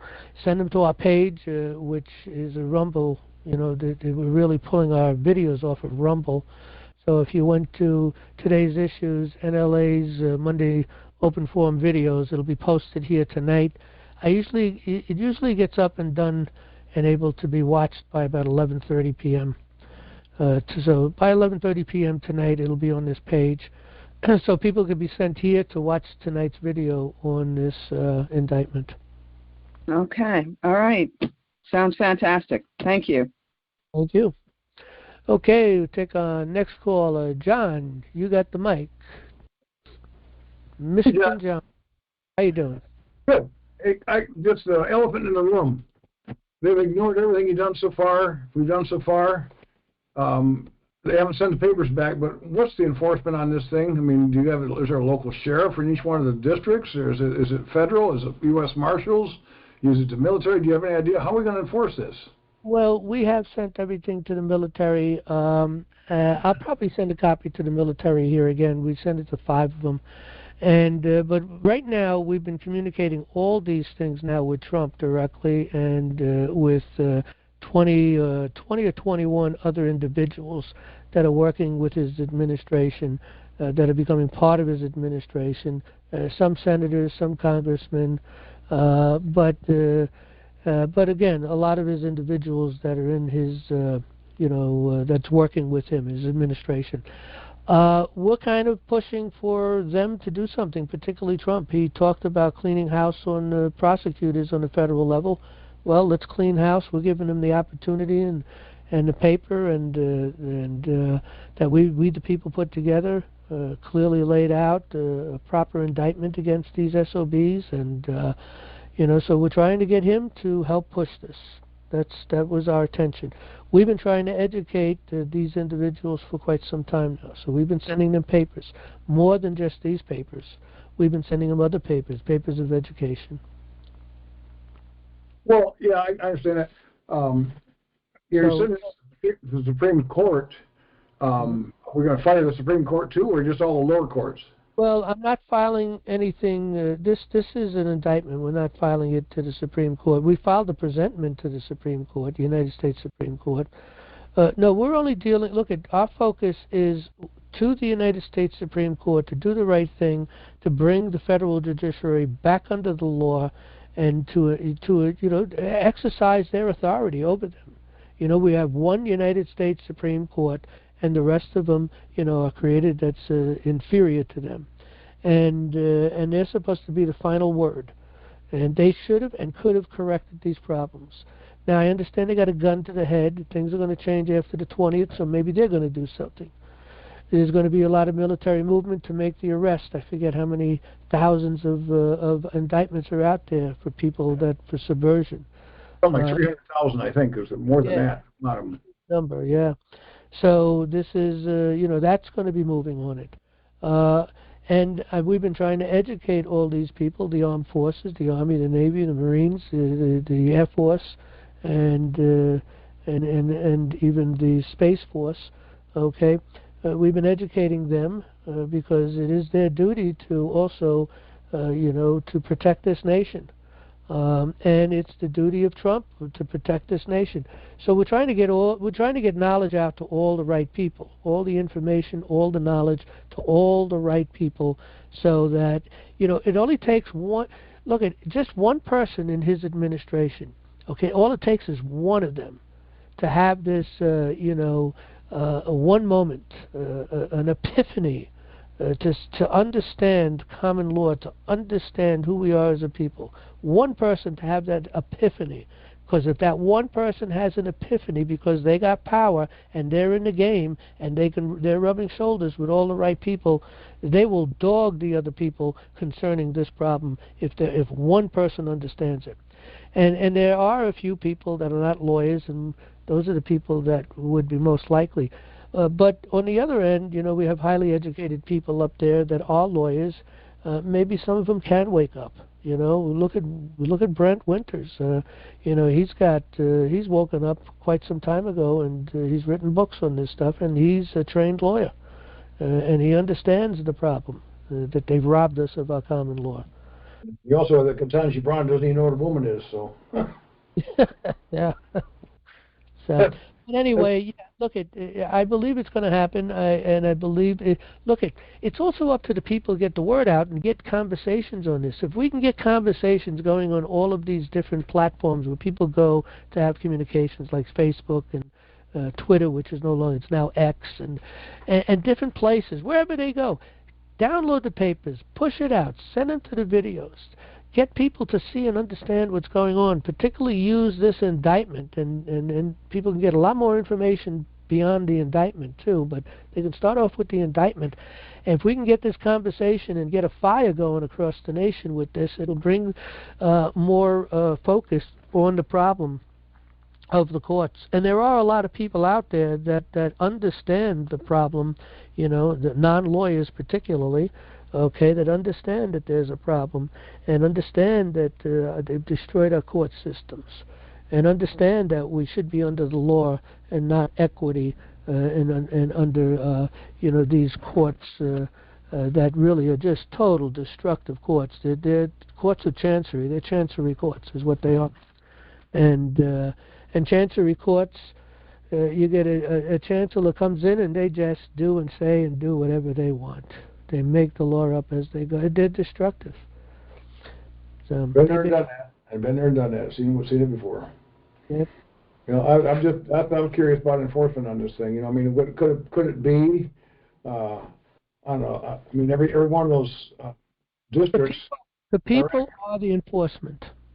Because the people speak up about this as we've been educating the people in power. Look at. There's a new sheriff in town. This guy, Trump, is trying to bring America back to where it belongs. He's getting rid of the IRS. He's dumping the Federal Reserve. He's getting rid of a lot of waste. He's going to be getting rid of a lot of these unlawful, government agencies. There's a whole slew of government agencies that have no power, no authority of being there. A lot of these places are just overmanned with too many people because they're doing too many bad things. You've got to get rid of a lot of things, and he's going to clean house. He's got Musk out there. He's going to, start cutting back on these people coming in that we just don't need. He's getting rid of the Department of Education, and that says a lot right there. Just the Department of Education, the Federal Reserve, and the IRS. And that also would get rid of the feds on that what is it, the ATF. They got to go. What is that with the ATF? They got to go. We don't need them. I Because agree. all they do is fleece the people. Everything they do is unlawful. Yeah, I agree with that. It'll be really interesting. I hope you're right on Trump. You know, I mean, I just wonder if every one of those districts, they are in a county and every county has a sheriff. I'm wondering if push comes to shove, since the people represent or elect a sheriff, the local sheriff can go in there and arrest those SOBs. Well, you know, the sheriffs would have to get together as a posse of sheriffs, you know, so that'd be one thing. But, you know, remember, there's 3,134 counties, okay? And most of our sheriffs are ignorant to the law, too. Even the ones that want to enforce the law, they're ignorant to the law. They don't understand the common law. There's a lot of sheriff departments out there giving out tickets and acting as, you know, as regular cops, which are code enforcers. They're not law enforcers, they're code enforcers. You know, a police officer doesn't really make the arrest. He could do all the paperwork and everything. The arrest takes place actually when he brings them down to the sheriff in the county jail. But then there are a lot of county jails that don't have the sheriff running it no more. You know, the minions of the New World Order has done a fantastic job on destroying America. But it's up to the people to fix it. We, the people, are sovereign. We, the people, make the law. We, the people, run the courts of law. We decide innocent or guilt. We decide the law and the facts. We decide on what the penalty should be, with an iron restitution to the injured party. We, the people, ordained and established this Constitution for the United States of America. We, the people, laid out when a government becomes destructive, we have the right to get rid of it and bring in new people. Right in the Declaration of Independence, the foundation of our law. We have the power. It's just, unless the people get up to exercise that power, it lays limp. It doesn't go anywhere. We are the lawmakers. We wrote the law. You know, the only law that government writes, that the legislators write, the only law are the law powers that we gave them under Article 1, Section 8. 18 powers. And those 18 powers was to write those 57 U.S. codes. And but anything in there that's repugnant to the Constitution that we don't like, if that case ends up in a court of law because it becomes criminal for some reason, then we can nullify anything. We're the lawmakers. We're sovereign. People need to understand. They don't understand their power. If people knew their power, we'd raise up and take it right back. But this is why people need to get educated, need to get involved. We need to get this paper out. You know, there's a lot of people in this organization. A lot of them aren't really active in that. But I mean, hell, a cup of coffee at Starbucks, if you go there, is $8-10. If everybody gave $10 a month, even one tenth of us, we'd have. Oh, we'd have plenty of money. Yeah, absolutely. Appreciate that. Yeah, and we only asked for $5. Yeah, well, yeah, $5 isn't what $5 used to be. What is it? Well, you say 3/4% of a dollar, so it's about 5 cents. So. No, $1 is 3/4 of a penny now. I just did a paper on that. In 2008, I wrote a paper, 2 cents worth. It was called, and it was the value of the dollar actually had inflated and deflated to the point of 2 cents. And right now, and I figured that ratio out between the cost of an ounce of gold, okay, and the relationship with the silver dollar. The 20 silver dollars equal 1 ounce of gold. That's the way it should have been. That's the way it was in 1900. Okay, 20 silver dollars, 1 ounce of gold. When you work the ratio out and then you work out the inflation, it turns out that our dollar is worth 3/4 of a penny. That's what it's worth compared to the power that it had back in, in the turn of the century. But if you go to, where did I put that? I think it's under, it's under Start a Committee of Safety. Come down to Handbooks, Videos, and Tools, okay? And then if you come down past the videos, you'll start to see a list of things. And one of the papers we have up here is called, 3/4 of a penny, I think it's called. Where is it? People can take and look at this and see how serious our economic system is. I thought it was right in here. Maybe it's not. Maybe it's up further. PDFs? No. It's got to be in here. You're not even. Here it is. So anybody can take a look at this. Let me show you where I got that. Right here, 3/4 of a penny. Okay, you can download, open up this paper. It's done on Microsoft Word, and you could save it to your computer. You can print it or whatever. But it lays out the value and the inflation and the factors. Today, I did this in 2024, just the last month or two. And it's at that point in time when I did this, gold was $2,650 an ounce. It started off at $20, $19.96 in 2013, which is what it was since our nation was created. As soon as the Federal Reserve came in, by 1920, gold, an ounce of gold doubled in price, $40. Inflation had already started. Now just think about that. That's what an ounce of gold was, $20. And today it's 2,650. And you know, there's a ratio here between that and silver, you know, the dollar. Okay? So right now when you work out the ratios, it's 3/4 of a penny. You know, a loaf of bread back in the turn of the century here, coming into the 20th century, a loaf of bread was 6 cents. Okay? A gallon of gas was 12 cents. A gallon of milk was 35 cents. Okay, a new car was $490. A new house was $3,395. The average rent per month was $83.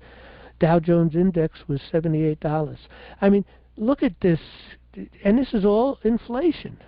Okay, you know, we've been boiled alive. We are the proverbial, what is it, the frog that you throw into the hot water. So anyway.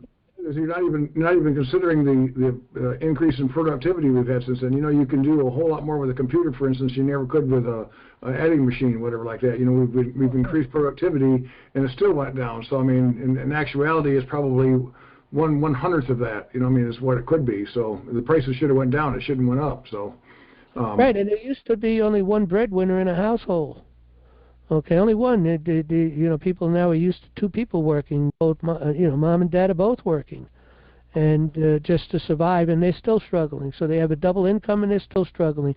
Yeah, look at. People need to understand how serious this problem is, and only the people can fix this. Now, Trump is working on this. The people need to get behind Trump, but there are certain things we have to push hard on, and one of the things we need to push hard on, he's already fixing the economic system. That's a slam dunk. It's going to be done quite quickly. Okay, getting rid of the Federal Reserve and getting rid of the IRS and the debtor's prison that they have going there. But we the people got to push hard on the courts, but it's up to Trump also to leverage that too for us. He's got the platform that he can really push it forward on. And there's that new prosecutor, Pamela, I think her name is. I'm trying to remember her name. Bondi or whatever, yeah. She sounds pretty good from Florida, yeah.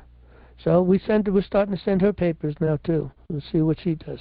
We're sending her the indictment. That's our major focus on the indictment. But the military has got to act at some point if they don't. Well, we'll see pretty soon, won't we? Yep, it's coming. So, something big's going to happen, though. We know that. Yeah. They've been destroying California with all those fires. So, anyway. All right. John, thank you. Okay, thank you, John. Okay, when they take our next call, Jim, you got the mic? What's your state? That's your name, Jim. Jim, yeah. I'm from Washington State, down here behind the enemy lines. We're in trouble here. Yeah, we are in real trouble. We've got this Robert Ferguson last session's Attorney General. He's the governor-elect. He is a left of Lenin. This guy is really fiercely going after it. Before he gets in, he's already got a general administrator in our county who acts like a rogue agent himself and twists tails like nobody else, I guess. So the commissioners announced this surprise meeting. We don't know. They say in 8 days we're going to be ready to vote on creating a Department of Corrections and taking the jail away from the sheriff and giving it to the Department of Corrections. And from there, we're going to, I don't know, what I suspect is that now that we don't have the sheriff to protect us in the incarceration thing, that we're just going to have people disappearing. Well, the sheriff is part and parcel with common law. You can't have common law without a chief law enforcer. There is no law enforcer in any county save the sheriff, but the sheriff has lost control over it, and they don't even know who they are. They don't understand their powers and authorities. Well, this sheriff came out of the military, and he needs your help. But he's studied quite a bit, and he calls himself a constitutional. He supports the Constitution, and he's read about the strength of, he voices. And they hated him down there at the county. He came in as unpopular as Trump did into Washington, D.C. It was hostile. And the very first thing comes through the door and things chaotic. Everything's chaos. And that administrator says, well, 911's having some problem over here on communications. So he took dispatch, and the general administrator is running dispatch. And that can be weaponized, of course. And so he took communications away from him.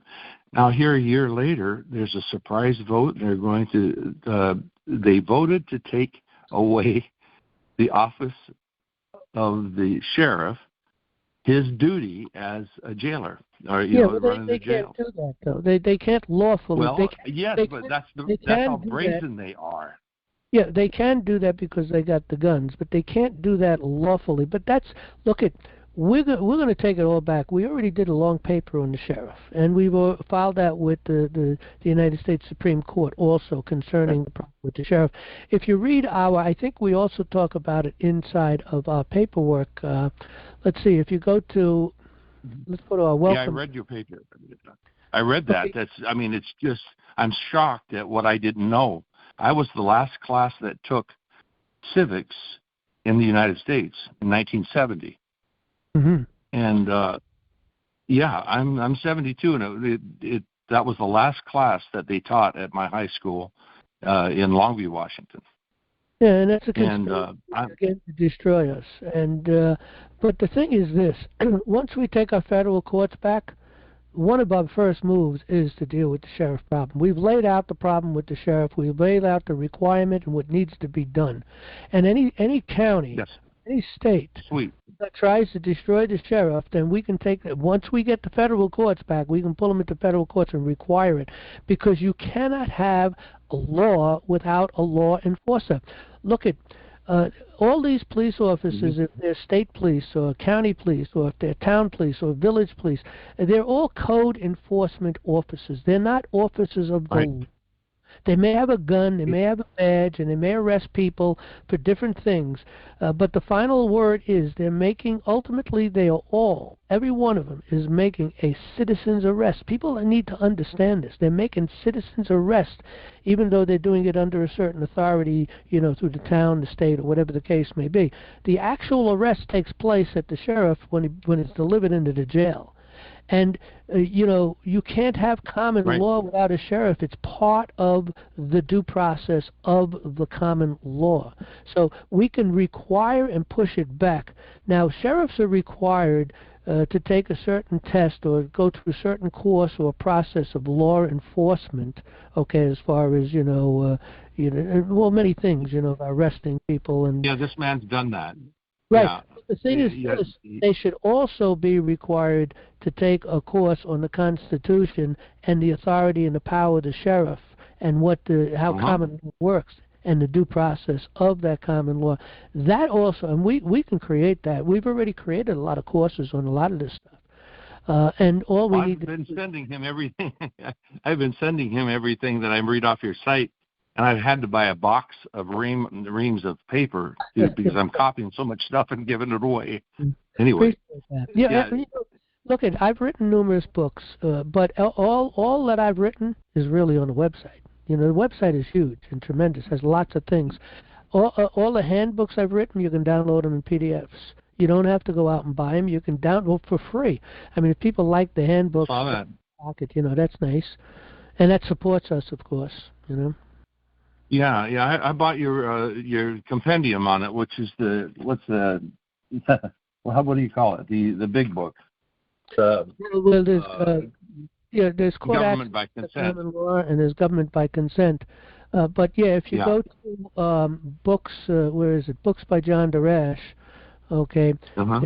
Here's where list out all the books that I've written, and I'm working on another book. I'm hoping to get it done maybe this week. I don't know. It's taking a little longer than I thought, but in any event, if you go and you can click on any of these links, it'll give you more insight on what the books are about, and then there'll be links to go out and purchase it directly up on Amazon. So, but anybody who wants to buy books, it helps to support us too.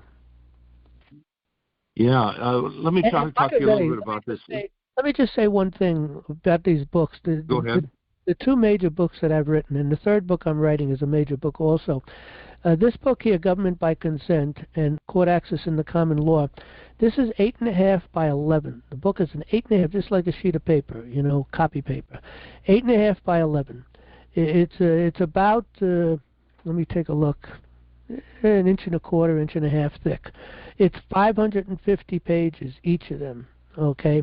So there's a tremendous amount of information, and they're hard covers, okay? And I'm only selling them for $39. I sell them as cheap as possible because I want to get the word out. But we'll make a few dollars off of it, and it supports what we're doing.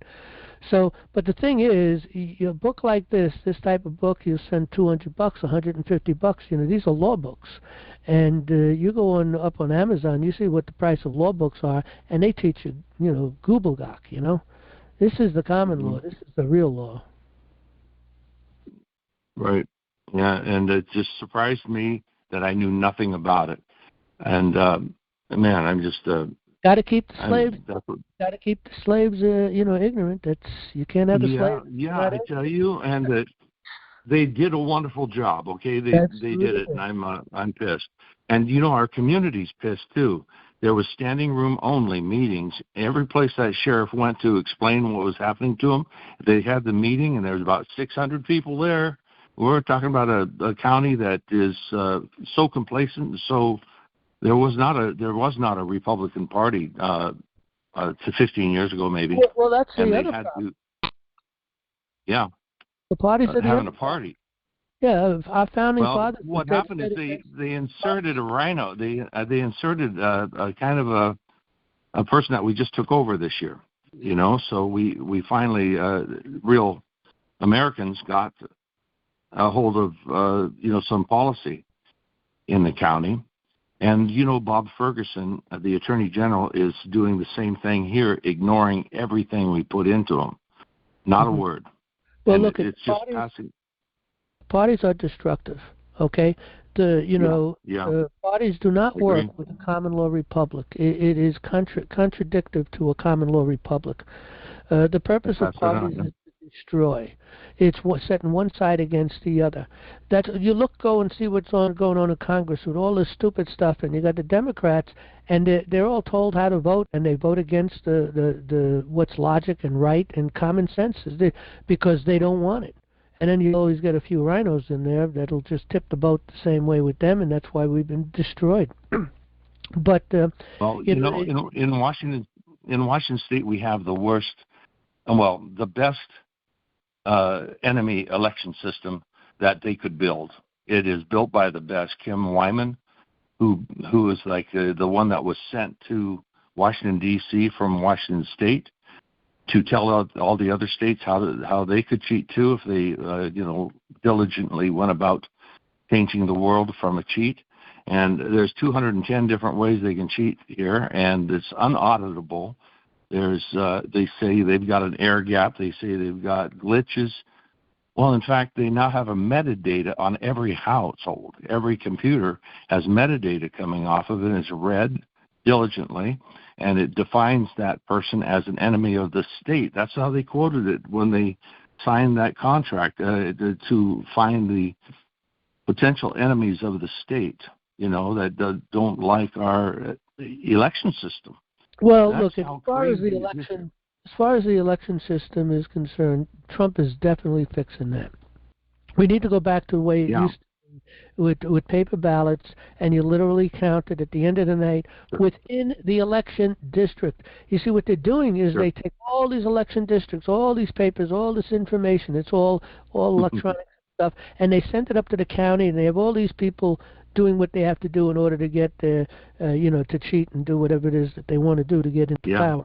But the thing is, these votes should be counted right at the election districts. It's a slam dunk, no big, okay? Because the election districts are broken up with a certain number of people, and it could be handed, and it also should be done in public. If the polls close at 9 o'clock, okay. I don't even know what time the polls usually close because I always vote early. But anyway, if it closes at 9 o'clock, there's no reason they should be there any longer than midnight to get a count up and send it out. And but once you put it to a county, it's overloading, and that's where the cheating all starts. But anyway, with that, I got to move to the next person because we only got a few minutes. Well, thank you. Okay, appreciate the call. And again, now is there any way? Can you will you put on your notes to follow up Pacific County, Washington, and just look at it? It's and I would like to email you stuff if you want. Anytime I'm a member there, and you can find me. Yeah. What do you want to mail me? Well, we have a Superior Court, State of Washington, a plaintiff versus Pacific County Commissioners et al. And to 1, 2, 3, 4, 5, 6, 7, 8, about 12 other defendants, and it outlines all the felonies that Bob Ferguson did in 2020 election, and added to that this sheriff. Well, you could send it. I might be able to breeze through it. I don't know how much time I have because my time is so. I mean, I work much too long. I just. I know it's amazing, but I just if there's something like a magic wand that's something I missed, but I know that what they did is unconstitutional, but they're just getting brazen. They just saying, if we go ahead and accept it. Send it to me by email. Send it to mail, MAIL, at nationallibertyalliance.org, and all of our leadership will get it. And I'll see if I can breeze through it and maybe give a comment or something on it. Okay, just put your phone number. Thank you. See if I can get to it, okay? Thank you very much. Okay, we haven't got much time left, only a couple of minutes, so we've got to move quickly through whatever we have left. So the next caller, we got only a couple of minutes. Someone from Washington, maybe? Is it Nate? 281 area code? Nate from Washington. 300 number. Going once, twice, 3 times. Wireless caller, 267 number. You got the mic. Only got a minute or two. Hello. How you doing? What's your first name and state? I'm sorry, I couldn't hear you that well. Say it again. Yeah, what's your first name and your state? And we only got a minute or two, so. Yeah, Florence, Pennsylvania. Okay. I didn't quite hear all the different things or whatever, but as far as it goes with the foreclosure and like the people who are not astute in the whole situation of who to go to when the government, no matter what, in all stages, federal and state, and the sheriff is going forward with doing a foreclosure, even though they do not or did not advertise a person's property on their on the sheriff's sale list. Let me just say this real quick. All foreclosures, whether it's tax foreclosures or if it is a mortgage foreclosure, all foreclosures are unlawful. That's why they do what's called a non-judicial foreclosure. Even in states where they don't have anything written up for non-judicial foreclosures, they do non-judicial foreclosures. The reason why they do it is because they can't possibly do a foreclosure in either case, okay, lawfully. Right? And they give the appearance of going through a court. So they do run it through a court, but it never really gets filed in a proper way, in a way that it actually went through a court hearing and was decided on. They just make it look like it's a facade, like the Federal Reserve. It's a facade. It's not federal and it has no reserves, and it's got a front building and there's nothing behind it. All your money's in the basement, being pumped out and spent for whatever.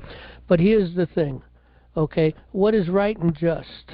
And these people, everybody who lost a house to non-judicial foreclosures, and we've done a lot of papers on that some years back, we're going to endeavor to do everything we can to get these people restored. They're probably not going to be able to get their original property back, but they need to be restored, okay? Mm-hmm. And anybody who has been injured that way will, at some point in time, will help them and assist them. They're going to have to do a lot of work themselves, and that requires people to be educated in the due process system. So they should be taking the court access and the common law course that we have up online here. It's a 90-hour course. It's a video course. And we have all the papers, and there's tremendous amount of paperwork and stuff and forms and everything we provide and teach you how to go through the court system. So, but people need to do that so they can take care of their own business, and we will assist everyone to go through this process. But they have to be restored. Common law says, for every injury, there must be a remedy. Yes, understood that. Yes. To be a remedy. There must be a remedy. That's the law. Now, one other thing. All these people that are guilty, that are running this entire world, probably 90% of the economy, well, we need to take that all away from them. Like Trump said, you robbed a diamond store, you got to give the diamonds back, Well, we want the diamonds back because they've robbed us. All this money that they got, they own islands and all kinds of properties. They got stocks, they got gold, they got silver, they got property, they got a lot of liquidity, they got all kinds of things, okay? They got businesses, large corporations. Well, we need to take it all away from them, sell it, and get it out to the people. And all of that money that's taken back from them that they stole from us, we need to take it back. And that is what's going to restore the people. Not just here in America, but around the world. It's huge. It's huge. Yeah, we understand that it's huge. Okay, but what I'm trying to, and I hear that, and I know that it's huge, but this is what I'm saying, like right now, for instance, for someone like myself personally, been going through the court system. You have beaten the court and have beaten the court on record on their own process. But when you have to fight clerks, and then you go through the fact that you have to fight every level, every one of them, and even the attorney general, who's supposed to be the highest state police officer, the highest ranking officer within the state, that does not respond or even initiate an official investigation. Like, for example, I beat the mortgage company in the federal court, and the U.S. trustee and the Department of Justice, as retaliation, took and put my personal Social Security number in the file and the record of the courts. Now, who are you going to tell that? Who are you going to get to stop the onslaught until a whole situation where everyone gets involved or whatever, to stop the people from with the sheriff being able to come to people's doors, in their houses with guns at them. You having these things in the court and different things of that nature, and we cannot get any immediate relief or no one to sit up there that's going to stand up properly for the law. What good is it going to do to you for you to have all these things in different court and nobody really do anything about it? Well, I agree. That's why we have to get rid of all these people. We've got to get rid of the Bar Association. Everybody that operates in the courts as an officer needs to leave the bar. Most of these people should be going to jail. I think every judge should go to jail because they've been doing nothing but destroying the people and injuring everybody, families, breaking up families, destroying children's lives by taking them away from their parents. The family court, in my opinion, is the most evil court in America. But the thing is this. Here's the thing.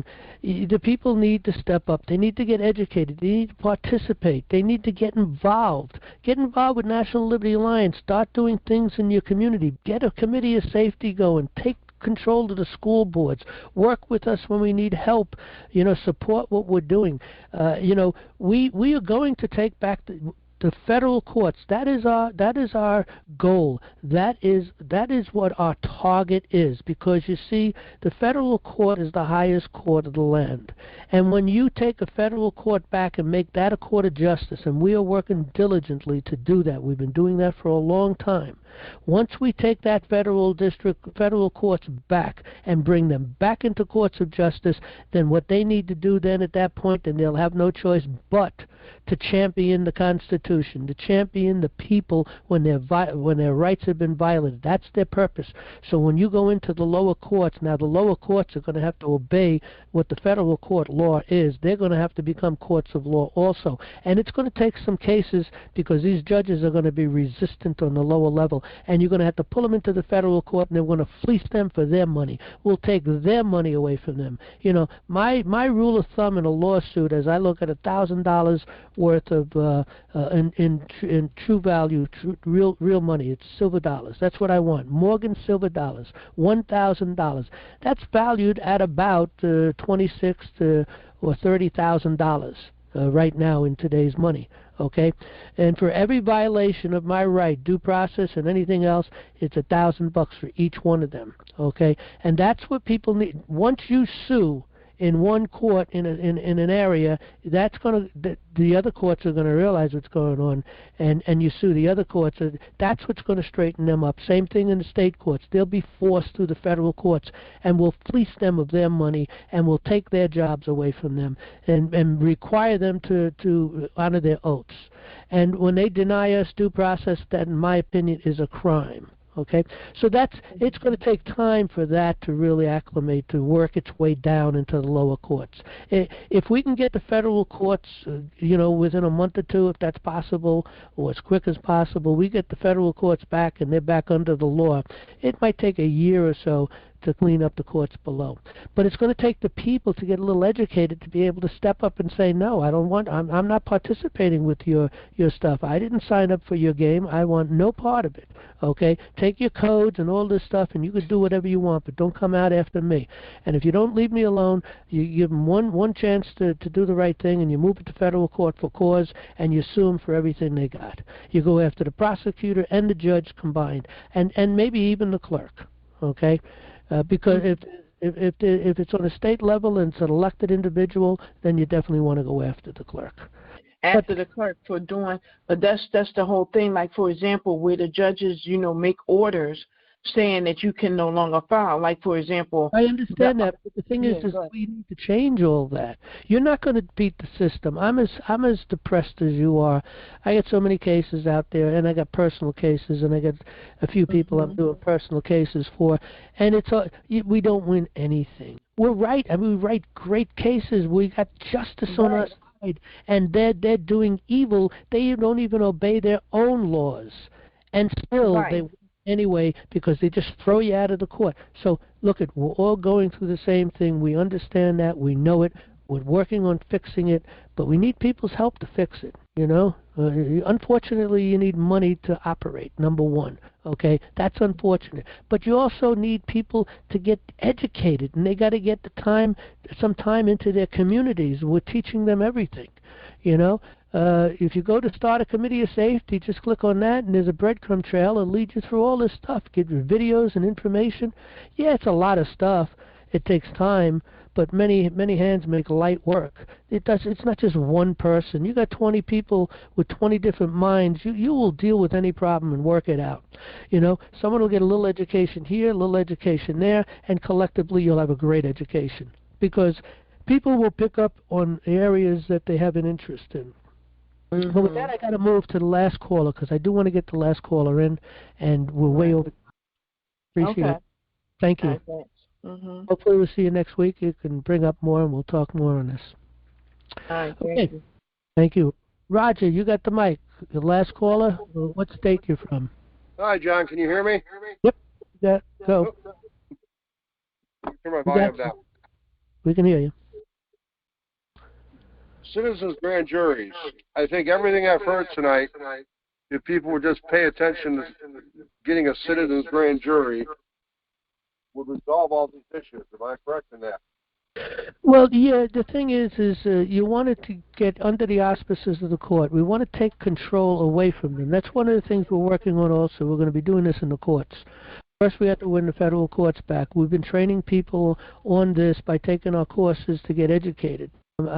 I've got a handbook that I've started on. I got to get back to it, but it'll be an administrator's handbook, which will really help and assist the individual on the things that they need to understand and know and do as an administrator. So we want to create administrators in every county. Every county has a state court, so we want 4 administrators and a paralegal who's also administrator, so actually it's 5, in every county. And those individuals, we take all the power away from the bar attorneys that have been controlling this, and we orientate the juries.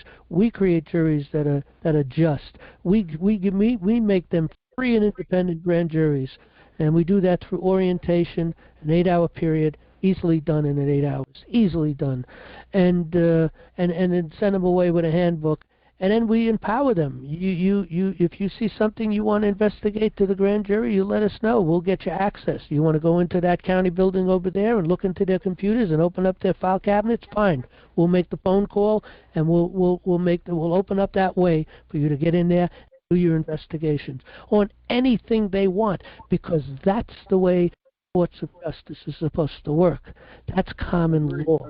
The people, we're the boss. We get to look at anything and figure anything out and take care of the business. So the grand jury has the power to investigate. And we need to train the administrators in order to teach and assist these people to do those things. And so that's what we're building. Am I a member of this jury pool by being a member of NLA? Well, yeah, to a degree. We used to have a lot of meetings well, not a lot, but we had quite a few of them anyway for indictments. And the last time we came together, we agreed on certain things on indictments for judges, particularly that don't obey the law. And so we haven't been really having to come together as a grand jury. But look at what we need to do is to build the administrations, and you need to get grand juries in your county. That's what you need to do. And a grand jury should not be a grand jury that's sitting for 2, 3, 4 years. No, there's a whole due process, and we'll get into the details of that in a handbook that I'm writing on how long a jury should sit together. And again, if a jury's only coming together once a week, maybe then they should be sitting for a month or 2. If the jury's coming together every day, then maybe it should be a week or 2. And if there's that much business going on, then you need lots of grand juries operating, not just one. And some places, there's places out in California I heard about, they have grand juries with foremans. It's been foremans for 2, 3, 4 years. Same thing down in Florida. I'm aware of one where there's a lawyer that's become the foreman of a grand jury and has been operating for years. I mean, what is that? That's power, that's authority, and that's abusive, and it's dangerous. So the first thing is to get your administrators. Go back to jury pool. Right. The administrators are, right now, there's the commissioners of jurors. At least that's what they call it here in New York. Maybe it's got a different name, but every state has some kind of every county has some kind of a commissioner of jurors. And that's made up of officers of the court. Generally speaking, it's made up by bar attorneys. So they get these large salaries, okay, and they do a terrible job because they don't apply justice, they apply injustice, okay? And they stack the juries, the grand juries, the trial juries, they all get stacked, so they get the outcome that they want, okay? Well, we need to take that away from them because they're the state. They don't belong in the people's business. Well, people need to understand that courts of law are to be run by we, the people. Not by these people who are agents of the government. No judge should walk into a court of law. How can a man who is really working for you? How can an individual who works for you judge you? They can't. There's something wrong with that. Okay, so they're the servant. The servant does not judge the master. Okay. Only the master can judge the master, and that's why we have juries of our peers. Only the people can judge the people. So And we got to get back to that. So we have to take the control of the juries away from the bar association, the bar attorneys, and the courts. It's got to be separate from the courts. And so we will set up a system in every county, and each one, and the money that they're giving to these people to run that, we'll take that. We'll do it a lot cheaper than that. Still pay people good.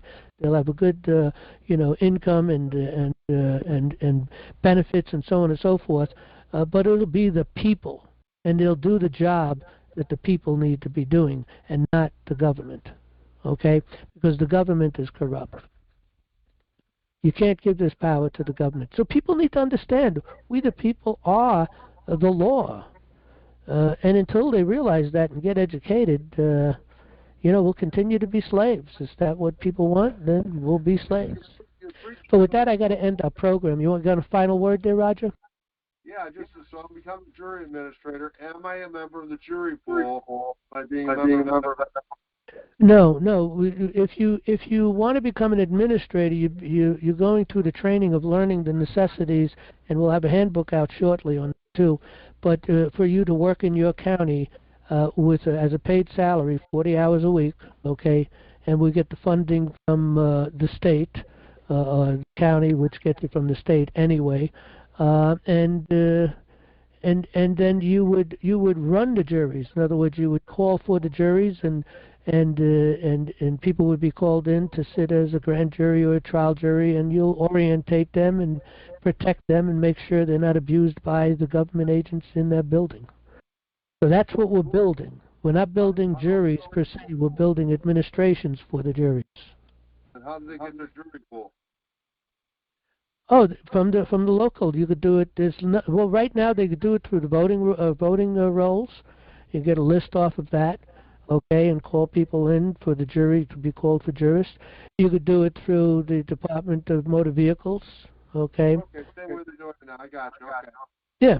So you pull people in and you educate them on the common law. You make them free and independent individuals, and you give them a handbook to walk away with, and you let them know that they have any questions or problems during their time in their sessions. We're open. Here's the phone number. Give us a call. Here's our office. Come down and see us. Okay, okay. So that the people need to take control of this. We need to take control of the courts. There's a book out there. And it's written by Brent Allen Winters. It's the excellence of the common law. You go read that book to see how courts used to run. There's always been that struggle between the civil law courts and the law courts. It's always been there. But from time to time, one would get over the other. It's a struggle to get to that process because the government wants to constantly take that power away from the people. We need to take it back once and for all and end it. But it can only be done through education. We need to educate our children, okay, so that they and their children and their children's children and so on, in order to be a free and independent people. Without that education, we can't be free. Thank you very much. With that, I got to close. Thanks, Roger. Okay, good night, everybody. Thanks for coming. Lord willing, we'll see you next Monday. And please get involved. Help us out with a few bucks tonight or tomorrow if you can to help get this mailing out.